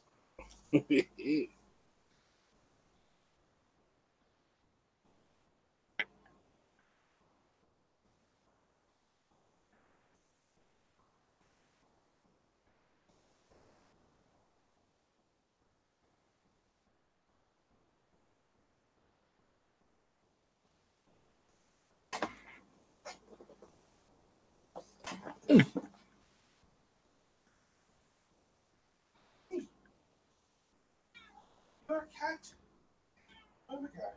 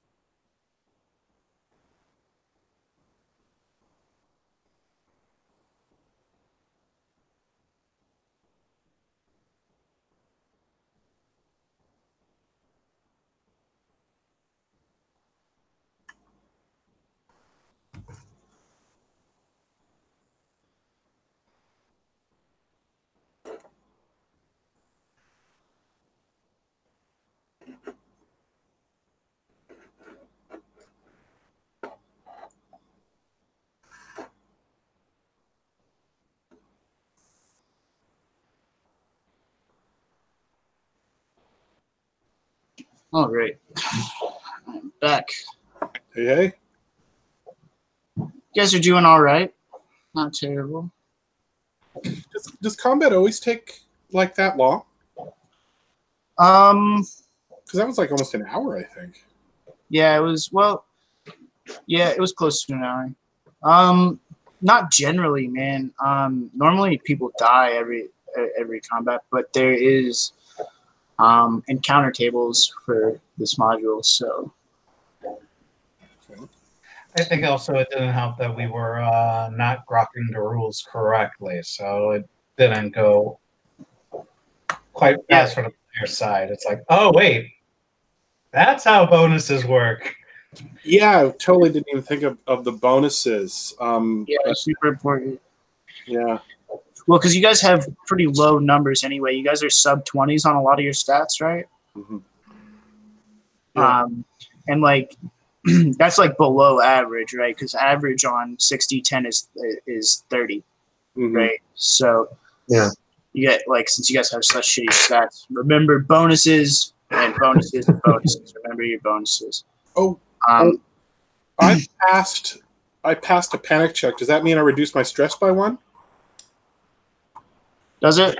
I don't think so. I was just looking it up. No, you can specifically do a fear save to try to release stress. Yeah. No, I was reading that wrong. Yes. Yeah, yeah. But it's only on a rest, right? So you can, you can do a fear save on a rest to try to release stress. If you roll over your current stress, you don't panic and you relieve 1 stress. On page 26. Sure. I just noticed that myself. Yeah, I've never I didn't even notice. There's a bunch. I mean, this is the 3rd or 4th time I've ran it, and I've fucked, like, the first time I totally fucked up the rules, but it went like really well because I fucked the rules up in a good way. Because I thought the 2d10 I thought the 2d10 table was because it has like 30 options on it, right? Right. I was like, this doesn't make sense. How do you roll 2d10 to get 30, right? But I wasn't putting together the stress with it, right? So D10 plus stress. Yeah. So I was just rolling 2d10 on the table, right? Instead, or a d20, and that made it. That was actually not bad, right? It was random instead of like a guarantee, because it's almost like if you have like 25 stress, it's like a guaranteed heart attack, right? Like yeah, you just die. I'm super fucked if I fail and have to roll on that table. Since we fucked up that rule, go ahead and take off 2 stress, everybody. Okay. And when Chris gets back, we'll remind him to take off 2 stress too. No worries. Thank you. So I am at 0 stress. God damn it. I'm at 12. It's fine. 12? Wow. Yeah. You know, Sorry, 14. 14. You said that you're running this, right, Matt? You're getting ready to run it tomorrow? Yeah, I'm going to run it tomorrow as a test. I'm probably going to do the same exact same module.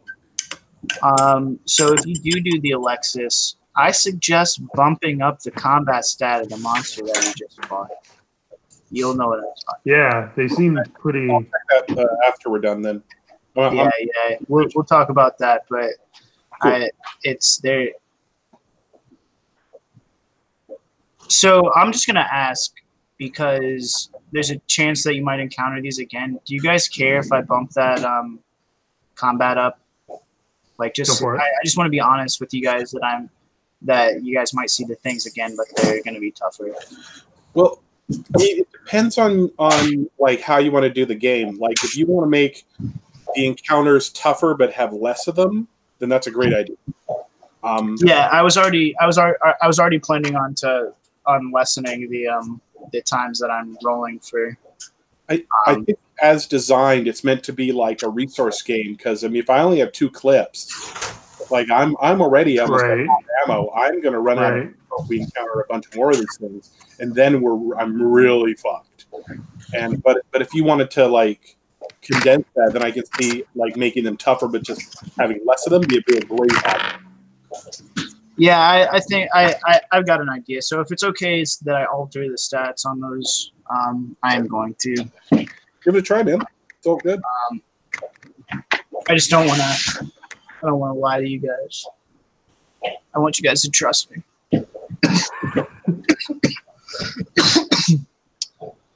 So, just waiting on Chris. I think we're all back. Chris, there he is. So, hey, we fucked up a rule, right? So, I'm gonna go ahead and let you alleviate. Have you taken any stress this game? Yeah, I took 12. Yeah, go ahead and knock that to a 10 because every time you pass a panic check, you should be relieving 1 stress, right? Oh yeah. So, okay. All right. So before the break, the android was attempting to try to interface with the computer systems, even though the console is completely fucked, right? So Delirium, was that successful? Yeah. I got a 49, which was exactly on my thing. Since I rolled a disadvantage, the first roll was a 22. So what does that look like? What does interfacing with the fucked up console? What does that entail? Obviously, the keyboard is all jammed up, so it's like having to go into the space USB port and connect to the back of my neck to get going with that, and just trying to find pathways that haven't been shot up. All right. So, the first thing that you find is that the jump drive on this ship is also fucking fried. The second thing that you find, and what was the original intention? I remember I had something for what I was going to tell you, but can you refresh me on the original intention of the? Oh, I remember what it was. So, in the area, so you can tell whether in the diagnosis you can tell whether or not a ship is docked with you or not. And that there is a huge error there, right? And it seems like maybe the Magellan like broke off, but you see like an error thrown that there was a sudden disconnect. So you also see that there are four life support modules on this vessel, but 2 of them are broken. Oh, and hold on, I have to do one.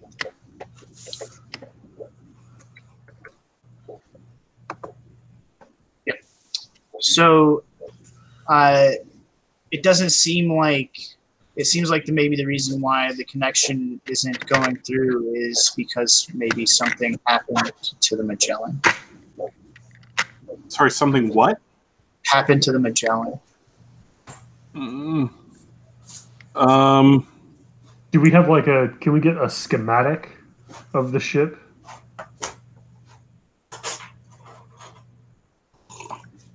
That is a powerful thing, a map, right? I know. That's why I asked for it.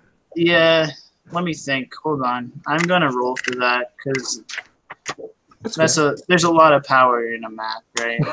Yeah. Well, it's I'm more along the lines serious. of No, would yeah. survive. I I'm mean, serious. A blueprint. So I am going to say I'm gonna roll a D100. If it rolls low, it is no map. If it rolls high, then it is map. Right? Is that fair with everybody? I think that's fair. You can just say It's a that hard, it's corrupted and can't be retrieved. I think that's Yeah. fair. it's a hard thing in sci-fi games, right? It's super easy to keep that stuff out of the player's hands in fantasy, but Yeah, exactly. sci-fi, like, why wouldn't you be able to get a schematic? Yeah, well, I mean, there should be blueprints all over the place and stuff like Right. that. yeah, I mean, Yeah. Space Google. All right. And I rolled a 15, so that is on the low end. So Yeah. and in reality too, just so you know, it's not like in the module. It kind of says that a lot of the shit is fucked up anyway, right? So Yeah. It's a derelict ship. so it looks like a lot of that is corrupted, and like the android that's like right next to you, like muttering, you hear him going, I'm not sure what happened. I'm not sure what happened. I'm not sure what happened. What happened? What happened? What happened? Mm.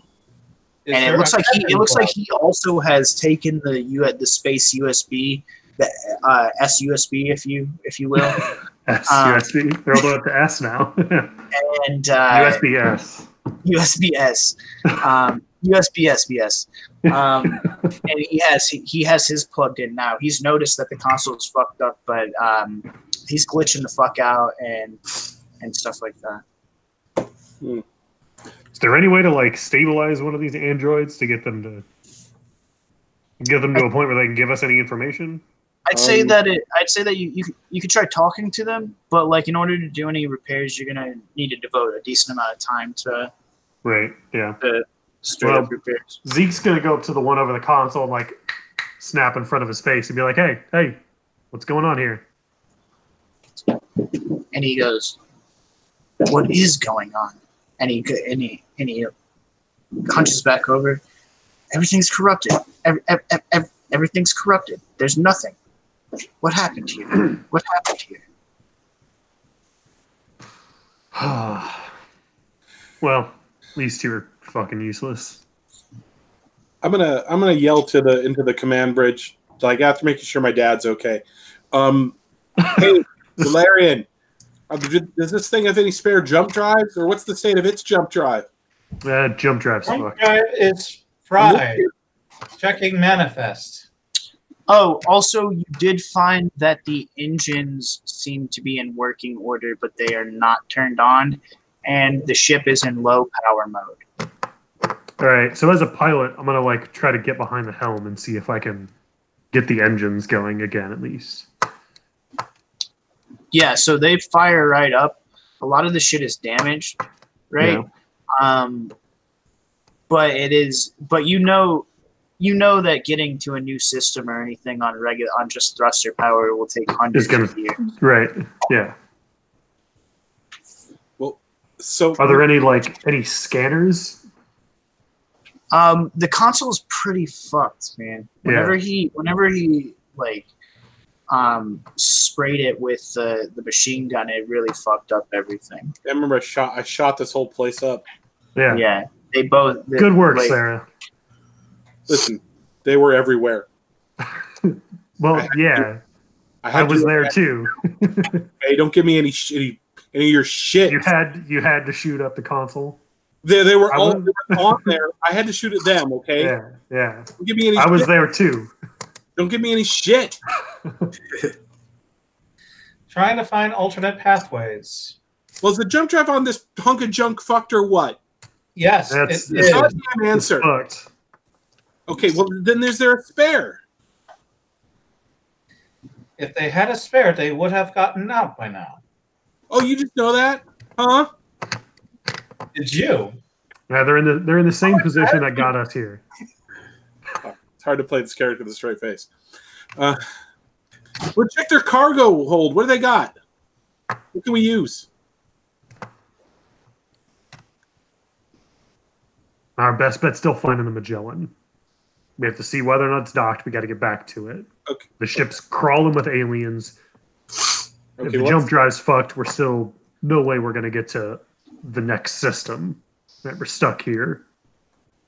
Well, and the ship isn't going to get us there. There's got to be a jump drive on one of these garbage heaps out here. Yeah, I'm going to say also, whenever you say we're stuck here, everybody needs to make a fear save. All right. That's fine. Because we're standing next to 3 androids. Yeah, cool. All right. Fails. 64. Awesome. Thanks, game. So I failed that one. Yeah. What am I at now? Since I'm also with other androids, I did do disadvantage, right? Does it affect you? Because that's a good question. I would say that you're unaffected by injury. You don't find yourself creepy. Yeah, you don't have robophobia. Everybody else does. Zeke is deeply robophobic.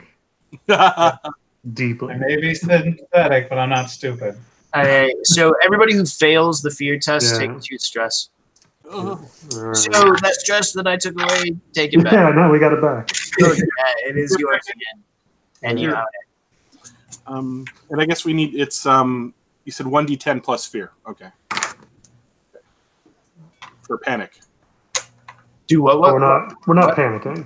No, you're not. If we failed the fear save, sorry, maybe I misunderstood that. Do we panic because we failed the fear save? So No. I call panics kind of whenever I feel like it, right? Like That's basically what the handbook says. Like, it's like based on severity is how I roll with it. So in combat, if you're about to panic, those are all situations that can be panic worthy. I forgot to call for fear or for panic on whenever Chris got bit. Like if you take a hit, that's a cause for panic. If he was to say that same thing later on in the game, you know what I mean? Right. Like, that would be like, but we're still early on, so it's basically though. Honestly, I call panics whenever I feel like it. So they're not tied together. Okay, that I didn't understand. Yeah. They might be in the rule book, but I've been calling for panics whenever I want. I mean, the rule book says the warden has a lot of sway here, right? And then it lists a bunch of things that might cause panic attacks. Yeah, that's my understanding. I guess losing more than half your max health, getting hit with a crit, seeing more than one crew member panic at the same time, rolling a critical fail on a save of any kind. Okay. That's a bunch of shit. I thought they were tied together. That's cool to know. Thank you. That's awesome. It's not super clear in the rule book, but I think it's meant to be vague like that, Yeah. so you can interpret it how you want. Right. But anyway, there is Okay. a timer ticking right now. But just so you know. Yes. More importantly, is there any breadcrumbs for us to follow? Was there anything that seemed to be that the crew was focusing on that we could check? Or maybe nothing that's directly in the ship's memory. Most of the files are corrupted, and other than the fucking like bugs, the Nautilus bug things crawling around, like you have no idea what's going on yet.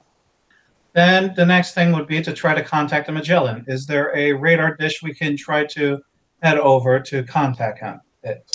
Yeah, so you could open up communications now and try to hail the Magellan, but I will say Zeke has been working on raising the Magellan while Derelict has been interfacing with the ship. And it's more than static. It's like no one's there, right? Like you're opening. It's the call is connecting.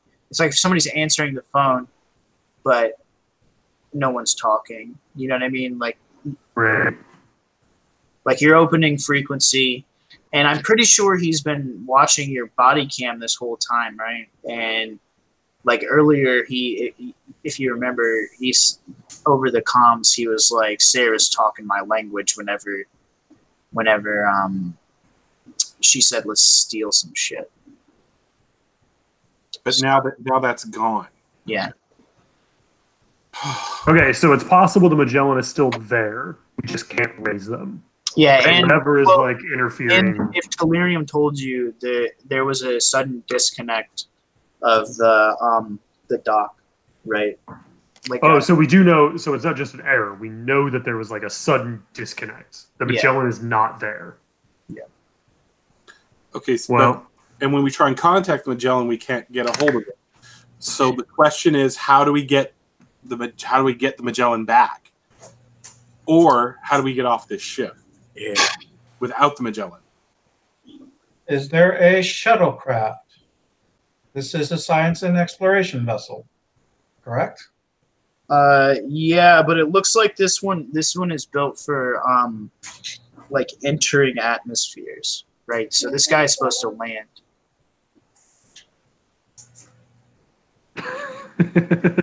No, you're spooky. Now It's super real fucking horror. spooky. Interesting. I guess I'll just leave it since it's spooky.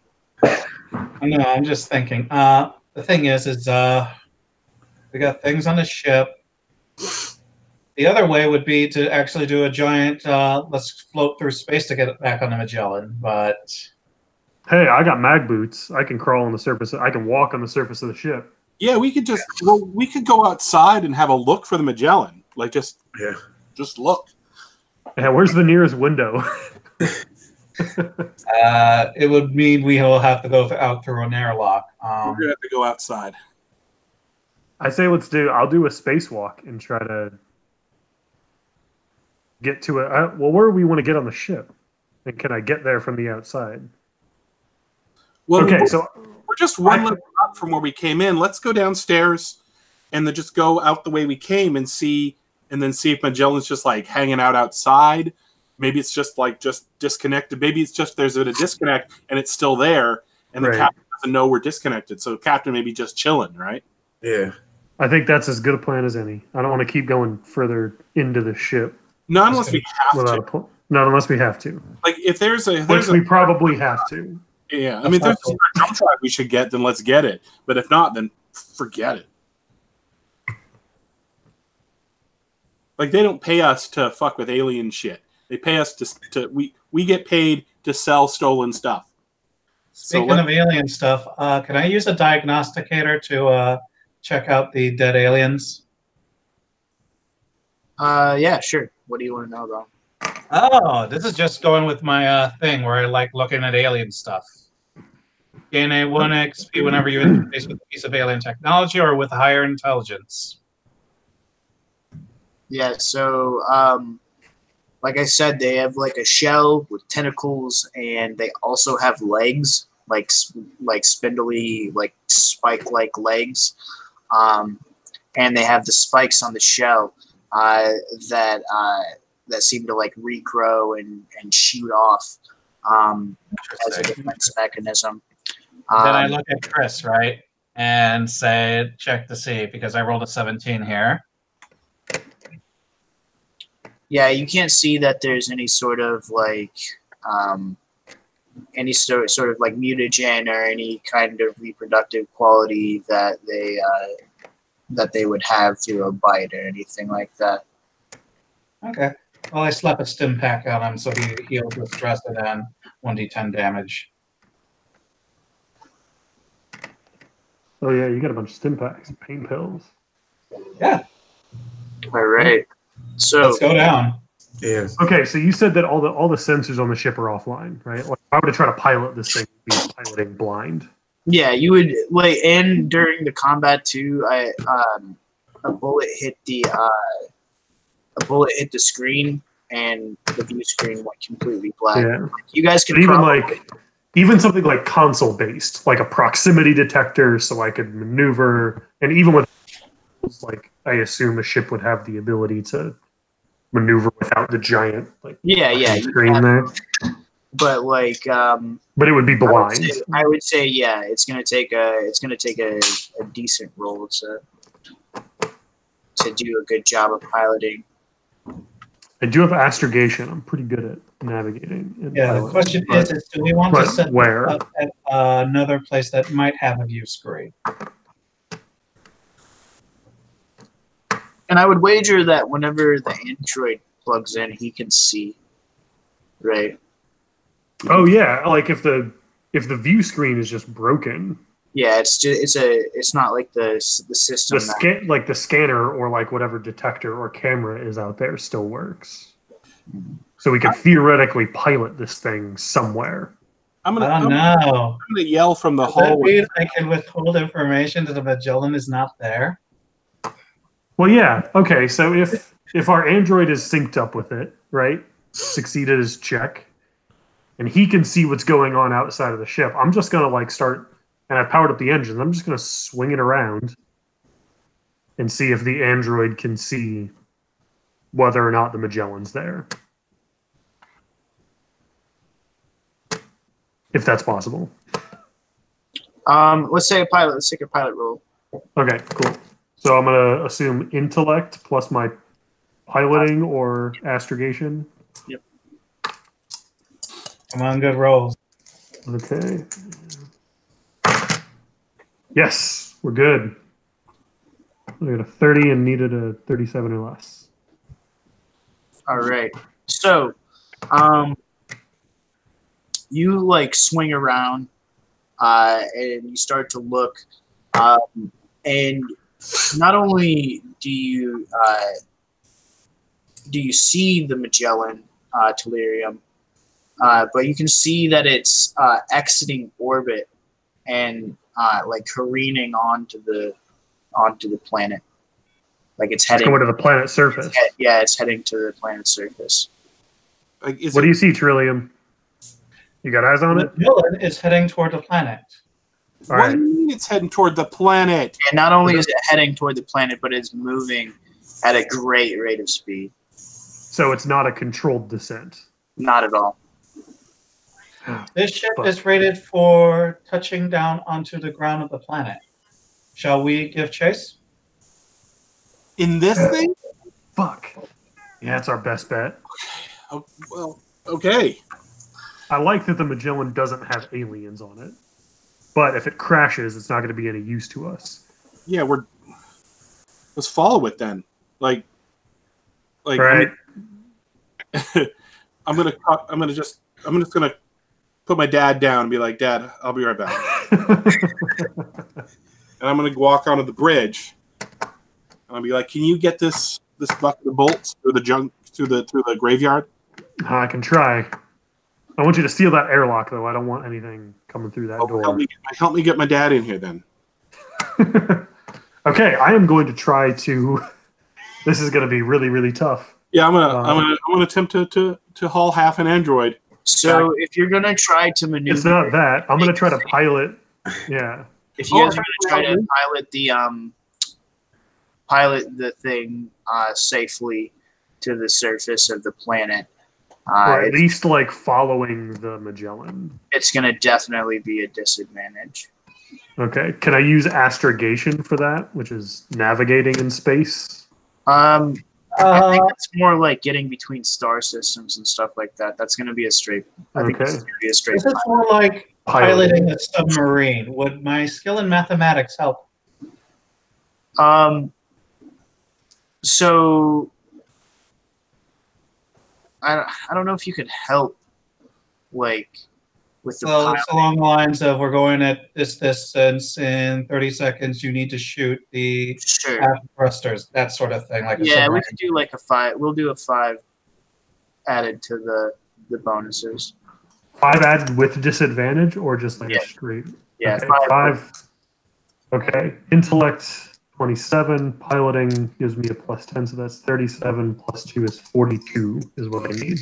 So I'm gonna give chase, I guess.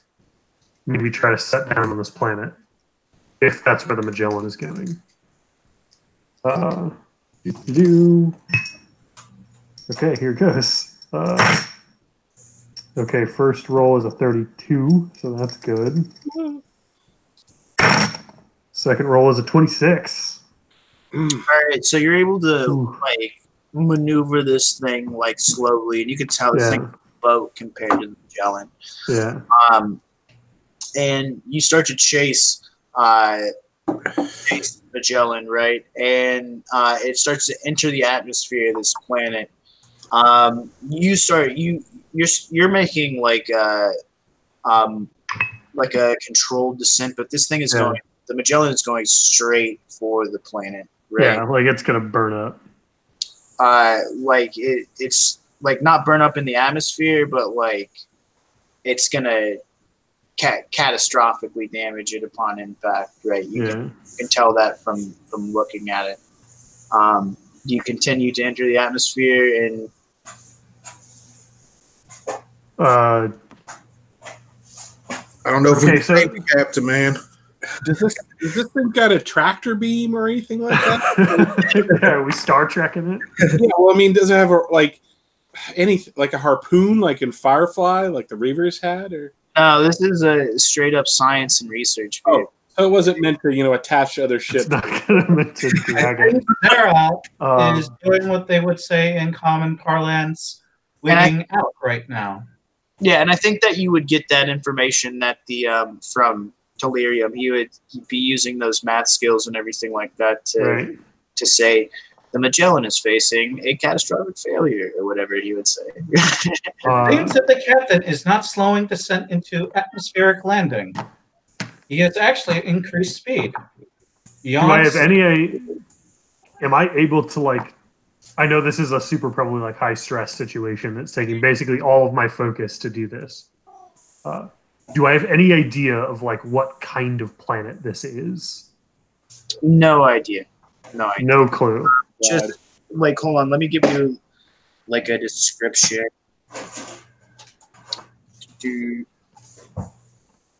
Yeah. I guess we didn't say whether or not we tried to scan the planet. So we don't know whether or not the atmosphere is breathable, what kind of atmosphere it is, and how easy it's going to be to lift off from it afterwards. I guess I'm going to decide whether or not we stay in space or whether or not we land.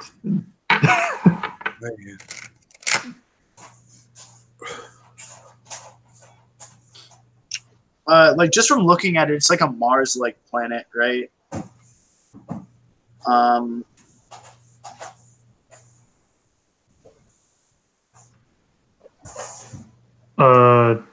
Okay, if I think that the ship is capable of making a safe landing, I'm going to do it. If I get the sense that it's dangerous at all and the ship isn't capable of doing it, then I'm going to pull up and stay in orbit around the planet. Let me get an intelligence for a scan from Delirium. Come on, Delirium. Does computer supply? Yeah. 43, pass. All right, dope. Nice. So it looks like you would have to, you'd be able to make a safe landing, but it looks like a lot of the surface is super rocky, and it might take a few revolutions of the planet to find a suitable landing place. And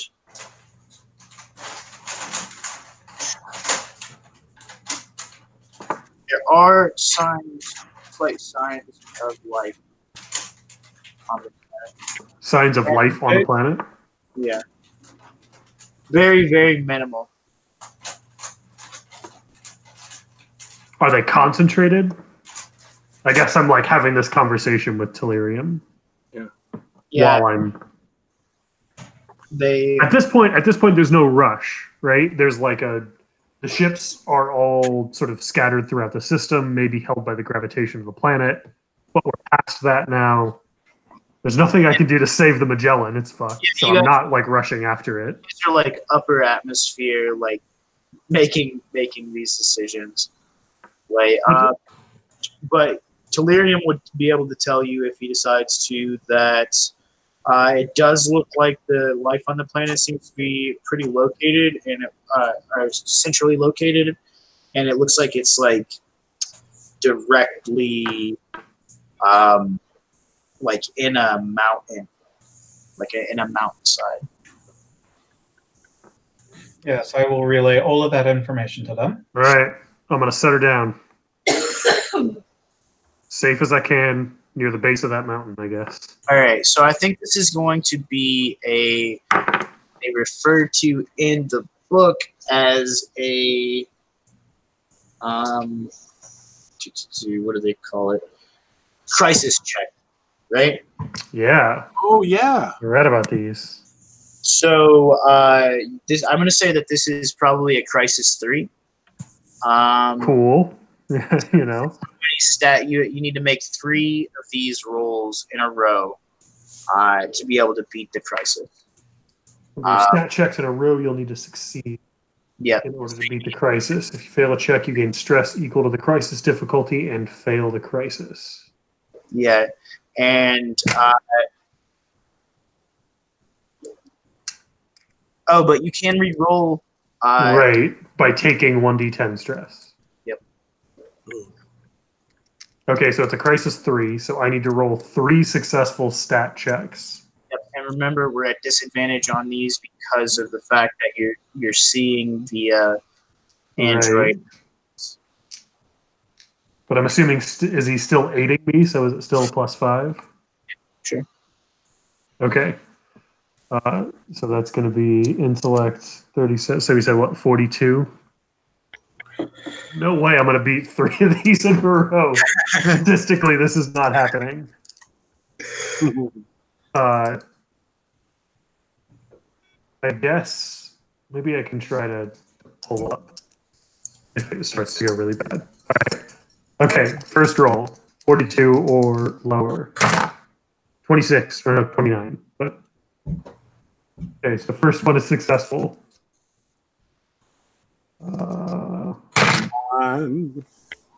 Okay, that's a 70, so that's a failure. But I'm going to re-roll it and take 1d10 stress. Yeah. Okay, so I gain 2 stress. 6. 6 stress? Oh, You roll. Okay, yeah, that's fair. 6 stress. So I was at, okay, that brings me up to 20. No big deal. I'm basically going to have a heart attack. But I'm going to re-roll. Okay, that one is a 27. So that one's a success. And uno mas. Ooh, an 11. All right. Oh, yes. One So more thing. Does Zeke want a stim pack so he can lose that 1 stress? That would be, Zeke is like freaking the fuck out. He's like bringing this thing down. He's like shaking, screaming at Yeah, people. he gets It's a rough. stim pack. So I have 4 left. Okay, so what happens? No, I guess. I mean, all we'll right. evolve. So give me just a second, because just give me a second. Oh man, glad I picked the pilot. Actually, let's take a bathroom break real quick, and then Sure. we'll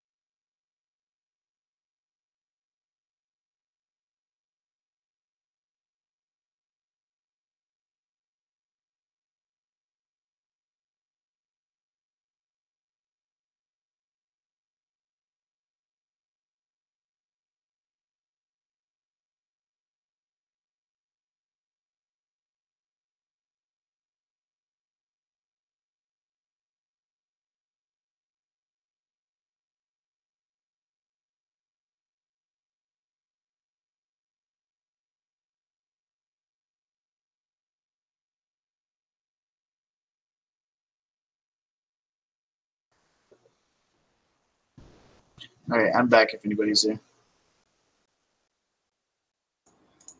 Yo, yo.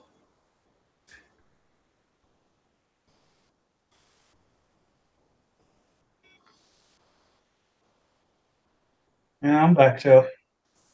All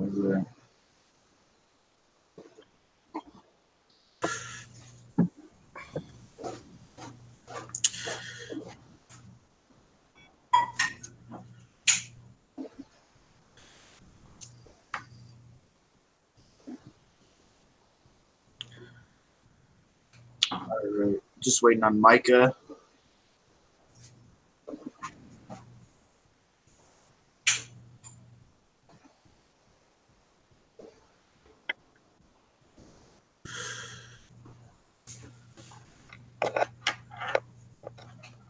Poor captain. He hasn't exploded yet, has he? He hasn't crashed yet. It's pretty much it's in like inevitability. Yeah, but he hasn't actually like happened. Not yet. Yeah. Oh. And you guys like the dude too. He's not like a complete asshole. Yeah. I call him Cap. You guys respect. We like Captain. Yeah. All right, so we're back, right? We're back. Everybody's ready. All right. Yes. Oh, yeah. So it's like the planet is like somewhat Mars-like, but there seems to be atmosphere, right? So it looks like it's like a desert-like planet, but there, like I said, there's like an atmosphere, Like a breathable atmosphere. Possibly, right? Possibly. And like as you guys like make your way, you watch as the Magellan Telarium. You watch as the Magellan like increases and increases. You see like the fire kind of going around the nose of the Magellan as it finally makes its impact in the middle of this like rocky planet, and it like explodes in this like huge ball of fire with like a mushroom cloud and everything. And then you see what looks like a suitable landing place on the top of a rocky plateau. A lot of everything else seems kind of inhospitable and not very good places to land. I will let them know about the rocky outcropping. I will try to, for the best of the crew, not mention much of what happened to the Magellan for their sake, because they're probably not going to like it. All right, so you make your way to this like rocky outcropping, and Telarium guides you onto this like flat area, and you guys sit down. Telarium, outside of the ship, outside of the front of the ship, you see what looks like various like campsites almost. You can see a lot of impact craters and a lot of ships, like a lot of like what appears to be like shipwrecks all around. Interesting. All human made.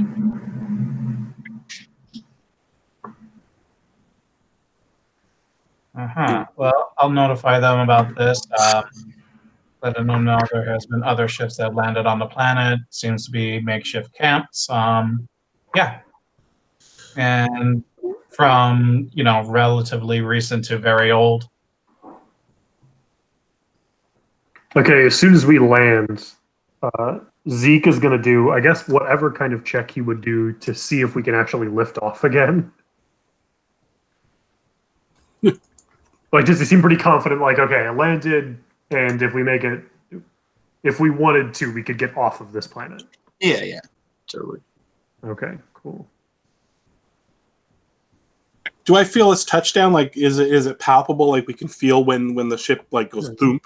Oh, absolutely. Okay, okay. Well, this is tell us how the landing goes. as you land on this plateau without having a look? I'm going to guess that it goes well enough. There's no major structural damage to the ship, but it is not comfortable. He's basically like going off of instinct and what he's being told by the android because he can see nothing. But he's a decent pilot, so nothing's broken, but there's definitely like this smashing sound. People probably fall over if they weren't strapped in. Yeah, so now you're on. Delirium relays the message of the campsites and whatnot. Yeah, you guys are on the bridge. The airlock closed behind you. Yeah. Zeke is like, all right, let's get the fuck off this ship. I agree. What happened to where's the captain? Is he close? Yeah, what's up with Cap? You must make post haste. All right. Oh, all right. It's pretty That ain't a good sign. vague. Hey, right. Trillium, just at some point, let us know if there's anything we can scavenge from the ship. Yes, I'm sure If I would not, give some stuff about what's on the ship, but considering the fact we have more of these xenomorphs on this ship, I believe further ventures within it would not be advisable. all right, let's get out of here. Zeke gets up from the comm, heads to the airlock. Okay, help me. Can somebody help me carry my dad, please? You have to leave him. Nipsey moves towards the airlock too. Get your shit together, Sarah. Get your fat ass back here, Nipsey. You help me out with this. Zeke kind of like puts a hand on Sarah's shoulders, like, Sarah, it's not your dad. We can't afford the wait. Let's go. No. Be here when we come back. Yeah, leave it alone. Make a panic sanity roll whenever he says it's not your dad.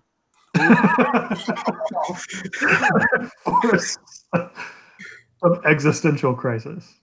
A disadvantage because of that damn android? Okay. It's a sanity, so no, not a disadvantage. Yeah. Okay. Then 30. Oh, hold on. Let me check. What is my sanity? Sanity, your save is... Oh, no.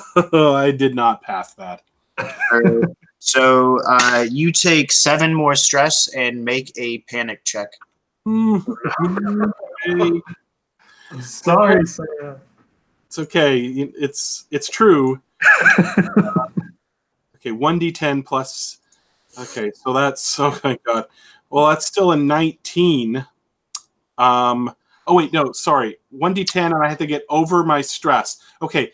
2d10 over your stress. Sorry, 2d10. Okay, sorry. 4. Oh shit. Okay, well, my stress is 15 and I rolled a 5. So that's a no. All right. So roll 1d10 for me. Son of a bitch. 3. And we all have to make fear saves. Yep. And then everybody else make fear saves. So I panicked. So I'm like, what do you fucking mean this isn't my dad? So what's your The android you have just met and is incapable of biological reproduction. You fucking stupid robot. I should put a bullet in you right now. All right, what's your panic Fuck. result? Well, I rolled 4. You rolled a 15 plus you add the stress to it, so that's 19, I guess. All right. So you gain another 4 stress on top of the stress that you already have. Okay. Okay. Cool. You start to feel like really overwhelmed, basically. And then what is the result of everybody's fear roll at disadvantage? Oh, anybody who failed is taking 4 more stress. Sweet. Oh, how much stress do I reduce from that stim pack? Because I'm about to have a heart attack. You reduced by 1, so you have a 19. Wait, the stim pack reduces it by 1. Yeah. Just What about the pills? What are the give him pills? more rocks, man. Cool. 23. It's fine.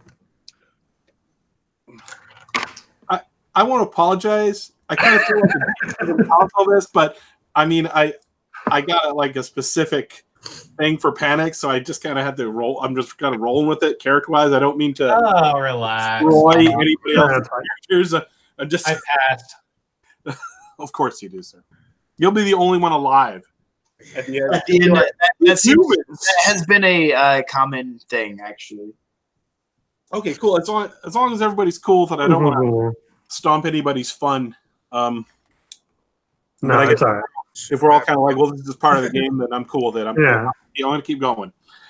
Okay, so yeah, I'm raising my gun and pointing, looking at the android. I'm looking at all of you because all of you are fucking liars. And I'm seeing my dad in front of me. So I'm clutching him. My question is, does your dad does he look like he's injured to you? Does he seem like he needs like medical attention whenever you're seeing him? Yeah, he's hurt. He's bleeding. Okay. So he's pointing his gun at you guys, obviously in some sort of delirium. What are you guys going to do? Sarah, look. Nipsey says, he holds his hands up. You know, his SMG is on his side. He slowly steps towards him, and he's like, calm down. Look, I see that your father's hurt, man. I understand what you're going through. And he kneels down beside him, and he pulls out his own stim pack, and he slaps it onto the droid. And he's like, if this is truly your father, that's going to help him. Yeah. Yeah, thanks, man. Let's get your father to that camp, man. Okay. Let's get your dad to the camp. They can help out. Yeah, okay. That's what I want. Can you help me carry him out of? Yeah, Trillium's got him. Let's go. Thank you, Trillium. Thank you. Fuck. We got to get out of here, man. Okay. Let's carry him, please. Thank you. All right. Sarah, would you mind opening the airlock? Yeah, I'm going. All right. Gun in my hand. So I guess we're going down the stairs. Or the ladder. Stairs. Yeah, so we made it into the hallway. We're going down the ladder. We should look to see if anything's there first. Yeah, I'm gonna go down and I'm gonna sight check.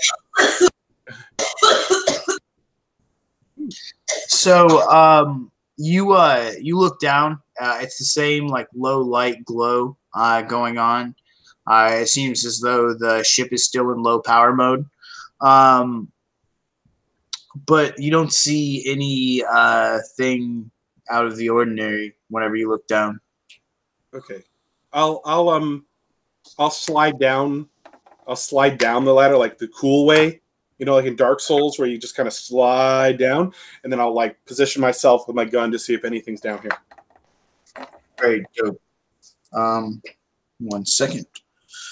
What do the rest of you guys do? Go down the elevator and probably just do like a makeshift thing to carry the body down with me.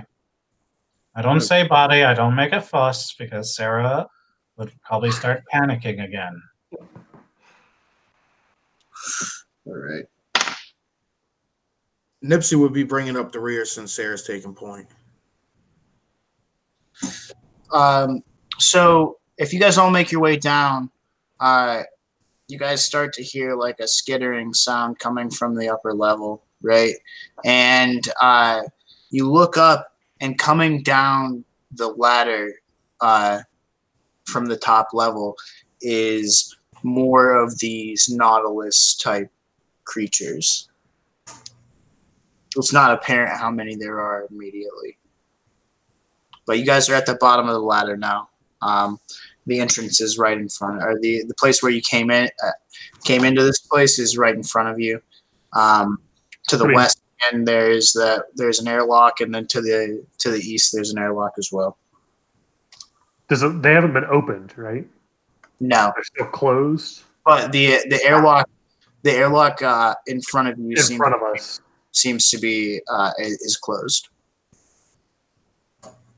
I mean, I'm booking it for the airlock. Like Zeke we wanted to get out to get that door open to try to get out. Run to it. If nothing's down here, run to it. The airlock to the east is open, but but the airlock to the south, the one that you came in, is closed. All right, Zeke's gonna go over and try to get it open. Strength check, please. Okay. Zeke is actually surprisingly strong. Okay. That is a 31. I have a 39 strength. So. open it. That is a pass. Okay, cool. Your no. I'm gonna get eaten on. Your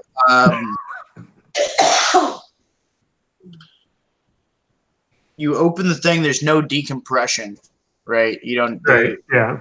And just a second. Sorry. You exit out onto this planet. There's a red soil. You're on top of this plateau. It looks like there's like I said a few. So for the first time yourself, you see these impact craters and these campsites around the ship.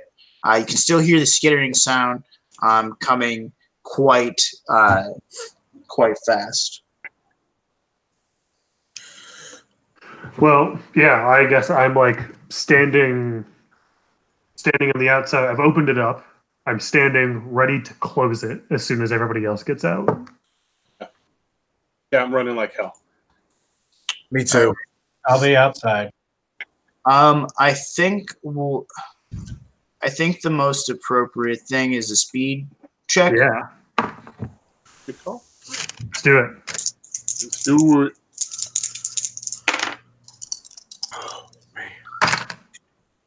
Sweet. 13. Oh, this is great. My speed is my best stat.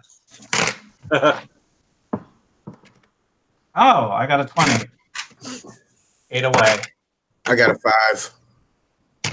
5. 13, so Everybody succeeded. Yep. I think so, yeah. So Well, you guys are able to exit out onto this. So you did not pass? I got a 32 and my speed's 28. I did not pass. All right. So how do you guys want this to play out? Because the three of you make it out, but these things are chasing, and it looks like they're getting ready to catch you. I think I didn't make it. I got a 20 out of 12. Oh, so the two of you made it out, and the two of them seem to be the android and the crazy person seem to be the ones that have not made it. crazy person. Zeke is very strongly considering just closing the airlock. I'm gonna actually push 925. Like I'm gonna push them like ahead and out, and I'm gonna be like, "Save my dad! Go! I'll hold it down." And I'll like. Okay, so for those of us who passed our speed checks, do we get a turn before the aliens I'm go? giving you the option to shut the door on them or not. Basically, Are there mechanics for holding an action in Mothership? no. I mean, I would allow it. If you want to make a ruling, I would like to, I guess, get ready to close the airlock as soon as the other two make it out. Yeah, I kind of figured that's what you were already doing. Okay, so that's my thing. That's what I'm doing. So basically, yes. I just want to make sure everybody understands the situation.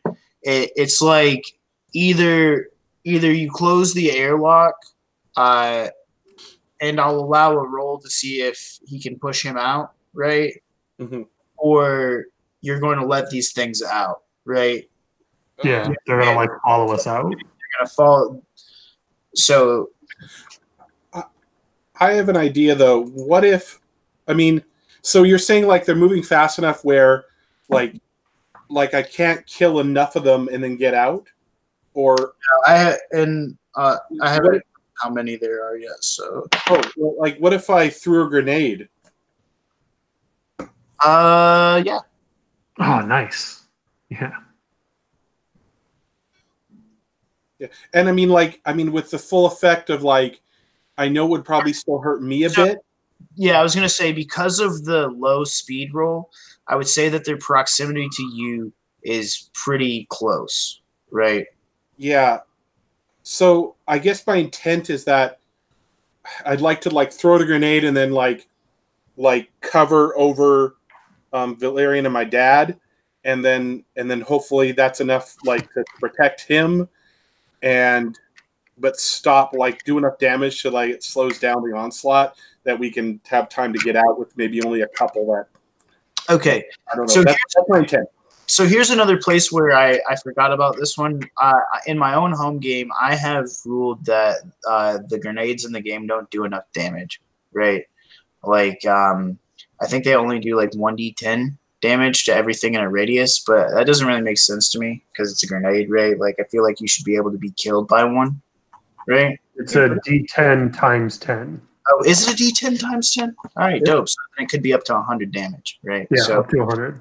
Okay, so never Oh mind. my gosh, that's like. So here's here's what I think should happen. If that's what you want to do, to see if you can get rid of the rest of the monsters or whatever, and survive or whatever. And so I think it should be a oh shit. And guess what? As this is all going down from inside of the ship, and literally, so from the open door, you hear this extremely loud scream again, and it's like piercing into your soul. It's like no scream you've ever heard. It's some kind of primal scream. It's like the first one. So I'm gonna need everybody to make fear saves. Oh god, I hope I pass this. And Marines are crap at this.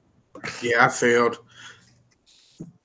I don't know if that grenade does a D10 times 10.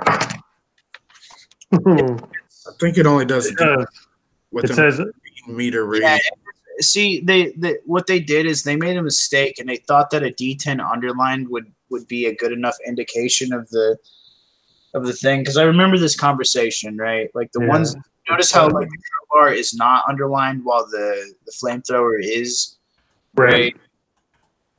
Yeah, the frag grenade is D10 underlined, which in my reads. Yeah, that's D10 times 10. 10 and 100 damage. Yeah. Okay. We're still at disadvantage on our fear saves, right? Yep. Huh. Okay. And everybody who fails their fear save take 4 damage, and I think right now is probably an appropriate time to panic. So also make a panic check.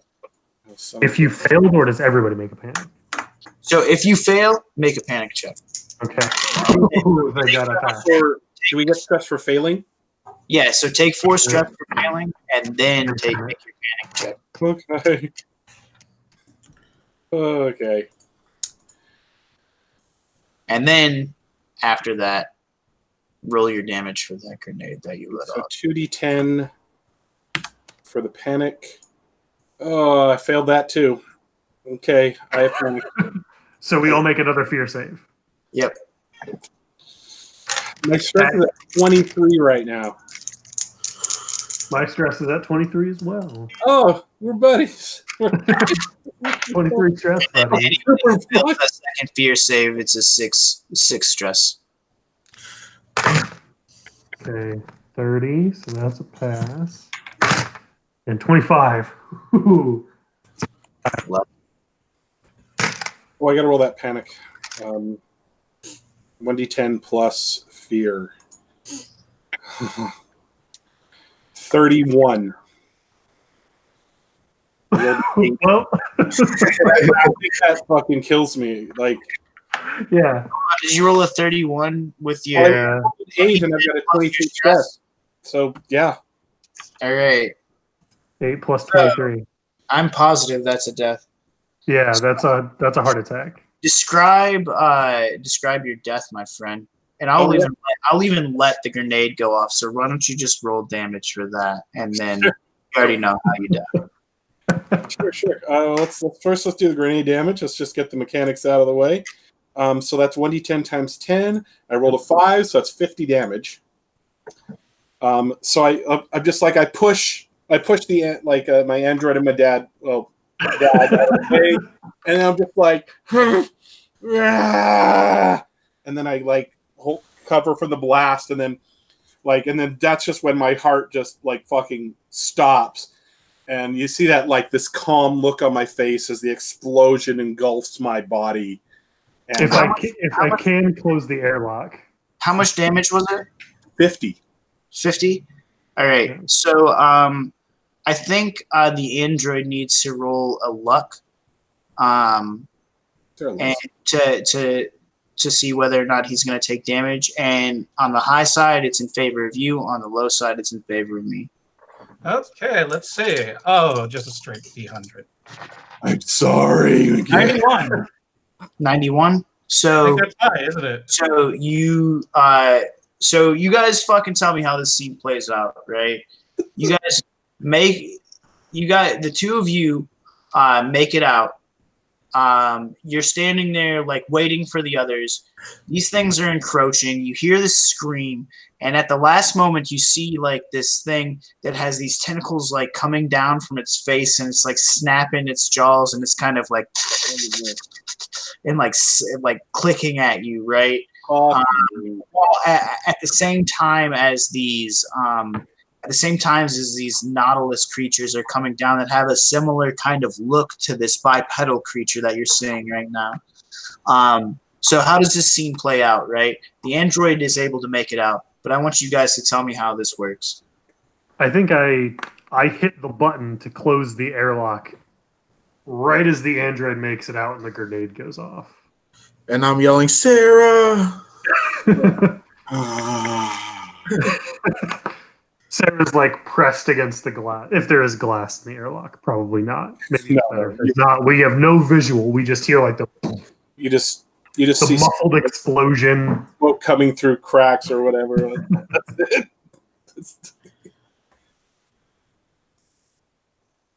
Maybe we still hear some like chittering if the large one is still alive. You hear like this loud scream. Let me check. Hold on.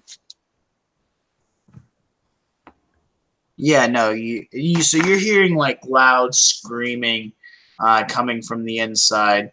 Oh shit, I forgot one part, but we'll leave it alone right now. And you guys are standing on the surface of this foreign planet.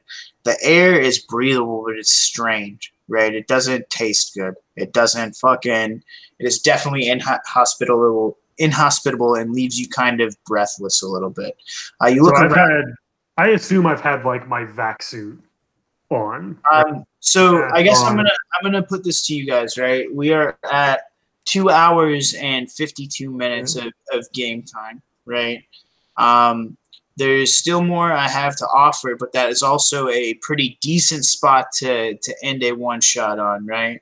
So I'm going to leave it up to you guys. We can go maybe another 45 minutes to an hour longer, or we can maybe schedule another session later, or we can call it a night. I would like to at least give our friend a chance to roll in a new character, because just watching for 40 minutes is not fun. Well, I'll just I would have to give him some sort of new character somehow. Well, I can just easily roll up one. It's all good, guys. Like, I mean, it's just the way that's the way the cookie crumbles, and I'm good. So, yeah, I mean that's fine as long as we're able to. That was still a fucking blast for me and played Sarah. That was really fun. So I'm good. Oh, that's one way to go out. Do we want to do another session then? Give you some time to. I mean, I know rolling up a character is easy, but our warden to figure out how to introduce a new character. I mean, I'm dead, so it's really your I say either I'm fine playing for another 45 minutes, or we reschedule. Well, I think at 45 minutes we're probably still not going to conclude, right? So I think right there is definitely a good place to maybe end it. I think for anybody who watched tonight, that was Tuesday night's Mothership, and we are playing the Dead Planet module. It looks like we're going to try to schedule another session to get deeper into the Dead Planet and find out what this thing has to offer. Thanks again, and good night.